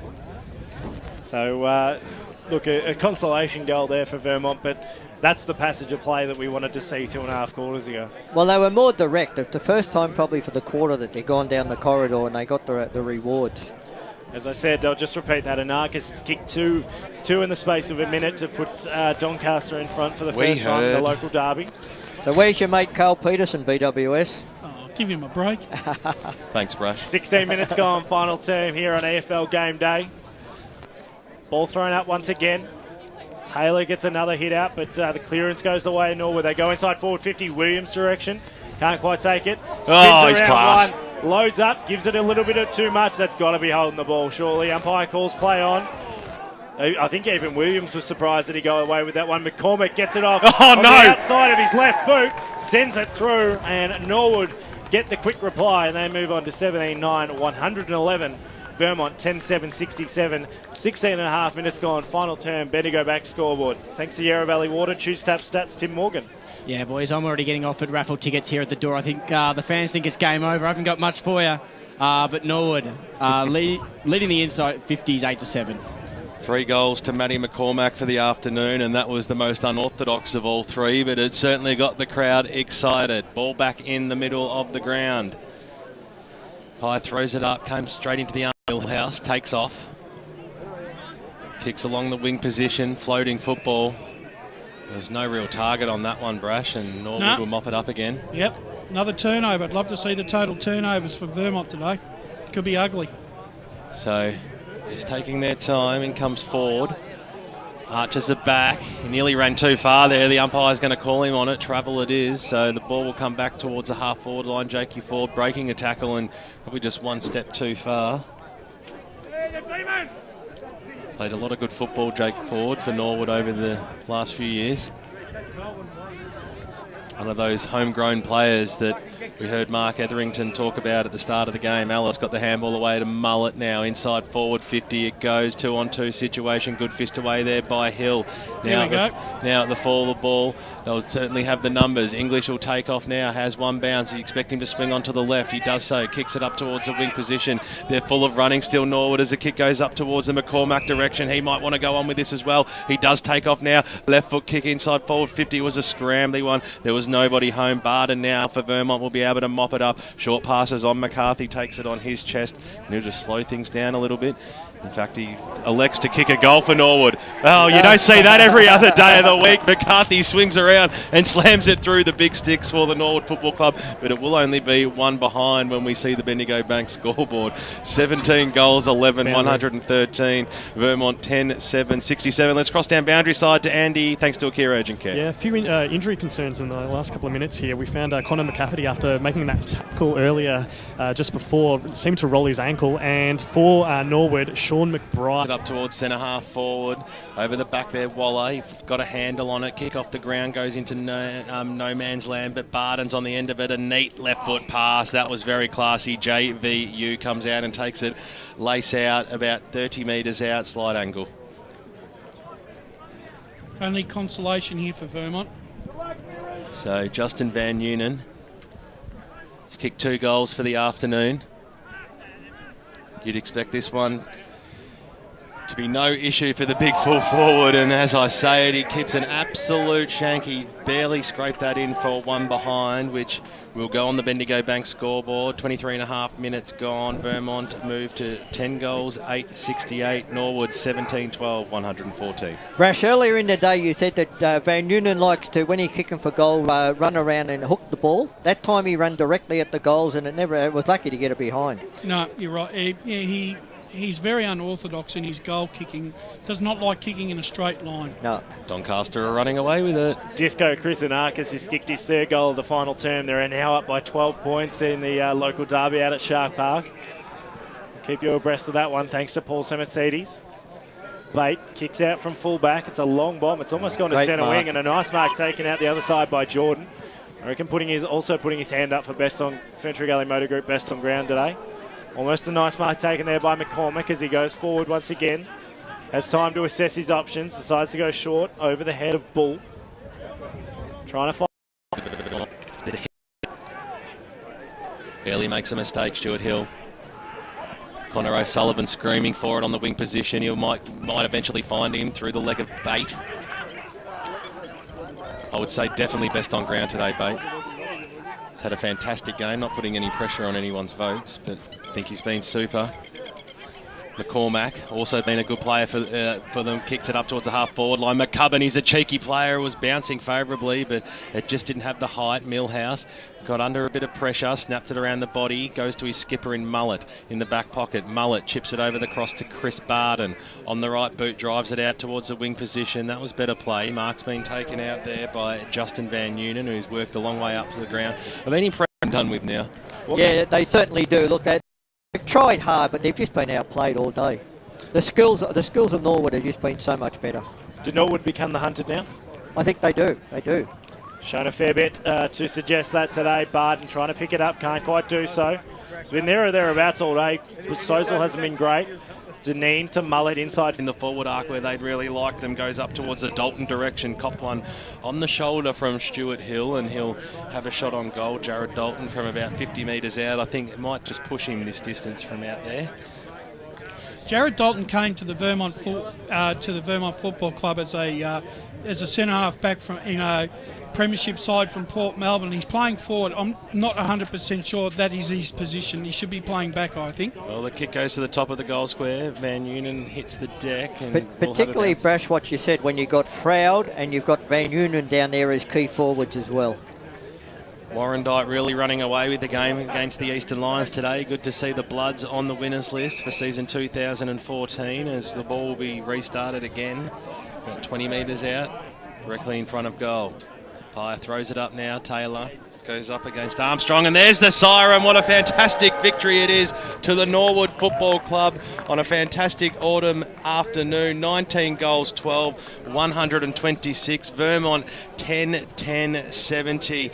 Well, they had all the play, didn't they, Norwood, for most of the second half, and every time that Vermont came knocking on the door, they had all the answers. The major goal kickers of the afternoon for Norwood: 5 goals to Lee Williams, 4 to Matthew McCormack, 3 to David Johnson, and 2 goals to Zach McCubbin. Very impressive ones in the last term. For the Vermont Football Club, their major goal kicker was Ash Froud with 3 majors, 2 each to Justin Van Nuenen and Jared Dalton.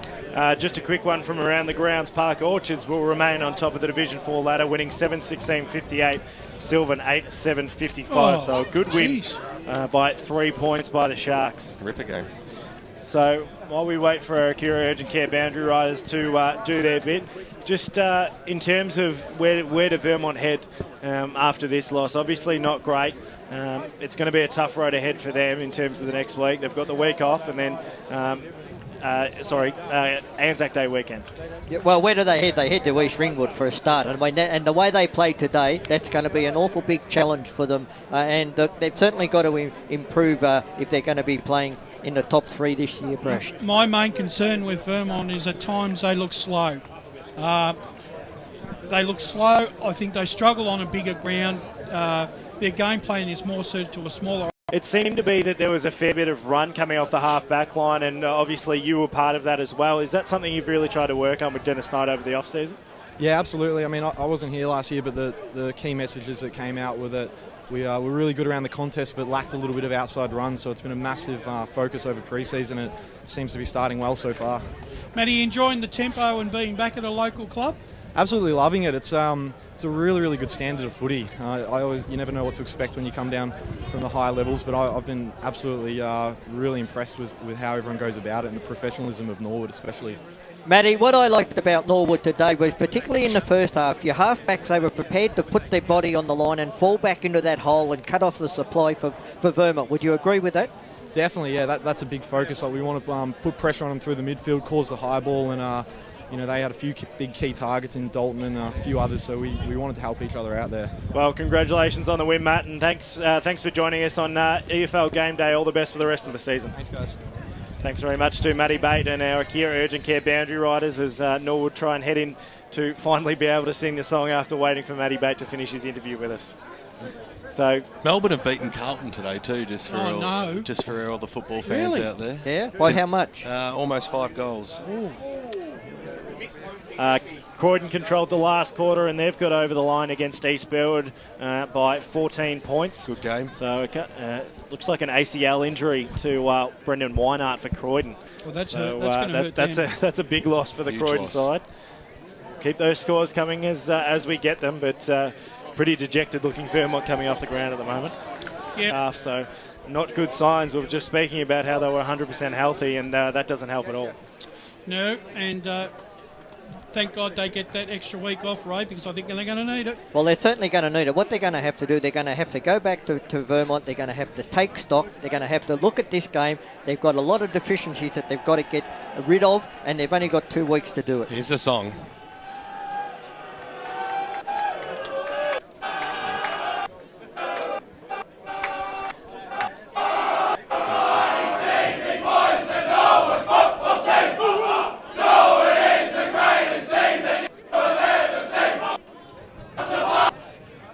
Looks like we're not going to be able to get a clean line into the Norwood change rooms, unfortunately. But you can almost hear it out from out in the caravan here at Mullen Reserve. Norwood singing loud and proud.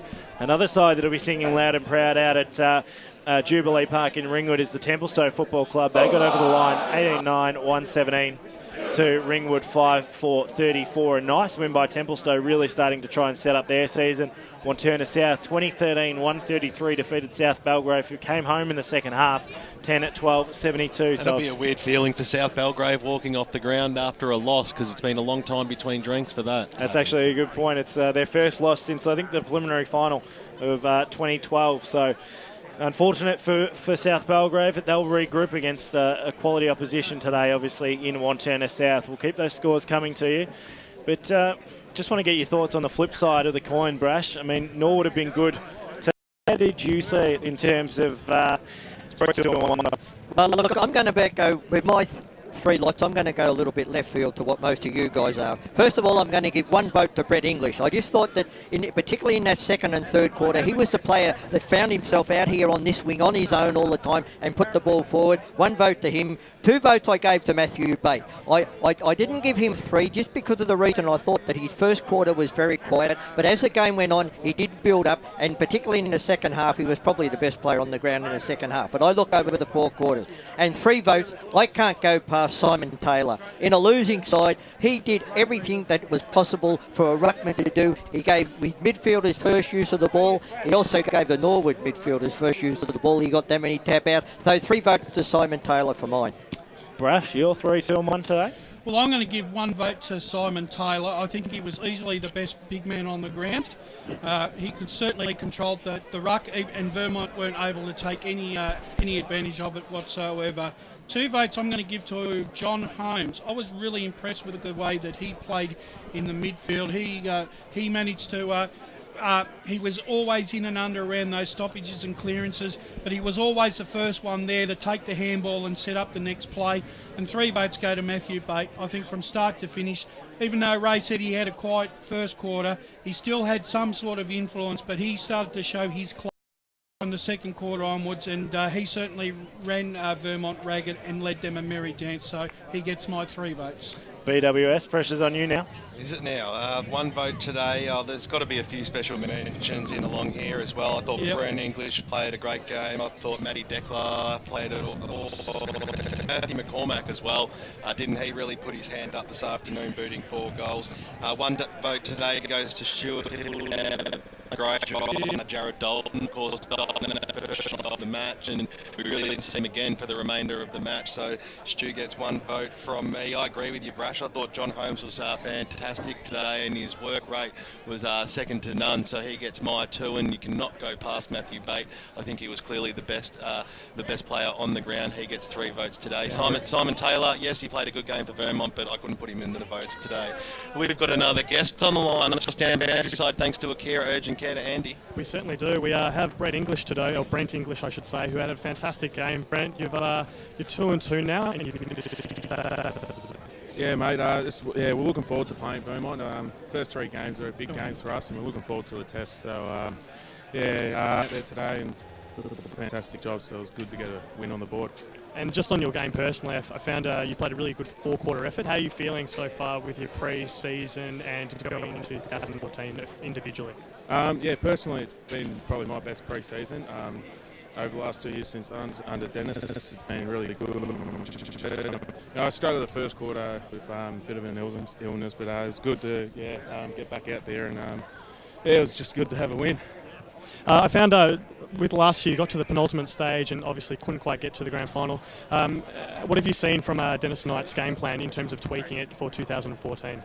Yeah, that's been obviously our problem over the few years is getting to the finals and dropping off, look, we've talked about that, and I think the way we're going about it, especially the first 2 games and through pre-season, has been excellent. So, but we're not worried about the finals as yet. We're just worried about Norwood next following week. No worries, guys. Do you have anything for Brent? Brent English, it's Ben Warren Smith and the Caravan, mate. Congratulations on the victory today and your own performance also. What was the area that you felt that the team needed to lift in season 2014 on the park to perhaps be able to go that 1 step further? Probably a little bit more work in the midfield and through forward line. We wanted to more structure.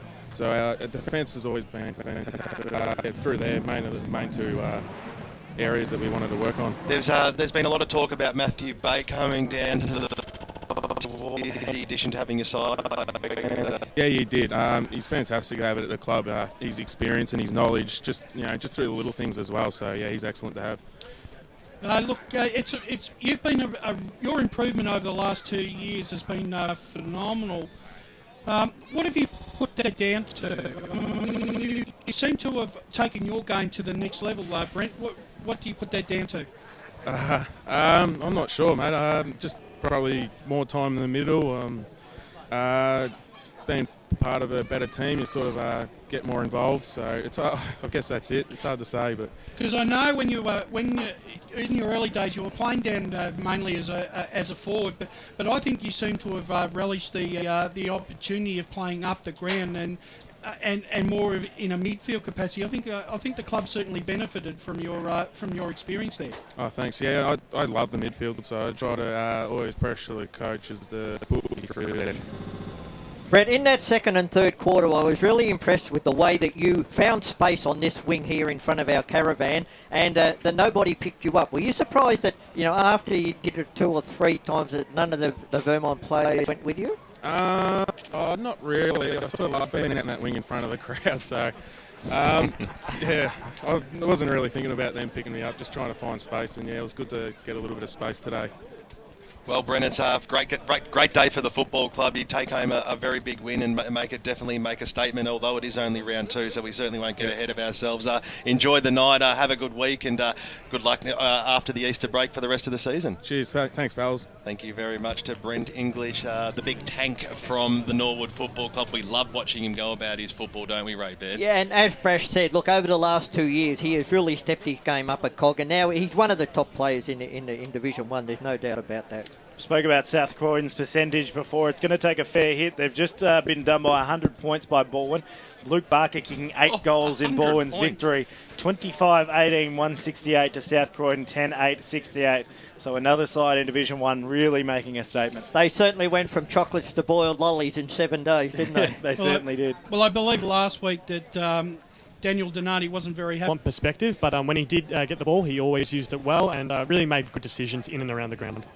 Great stuff. So Dyson Baker, with it all totaled up, who is our player of the day? The Fentree Gully Motor Group player of the day. The $100 Coles Meyer gift card goes the way of Matthew Bate. Took 3 best on grounds from 3 of the callers to finish with 11 votes, ahead of Matty McCormack with 5, Taylor and Holmes with 4.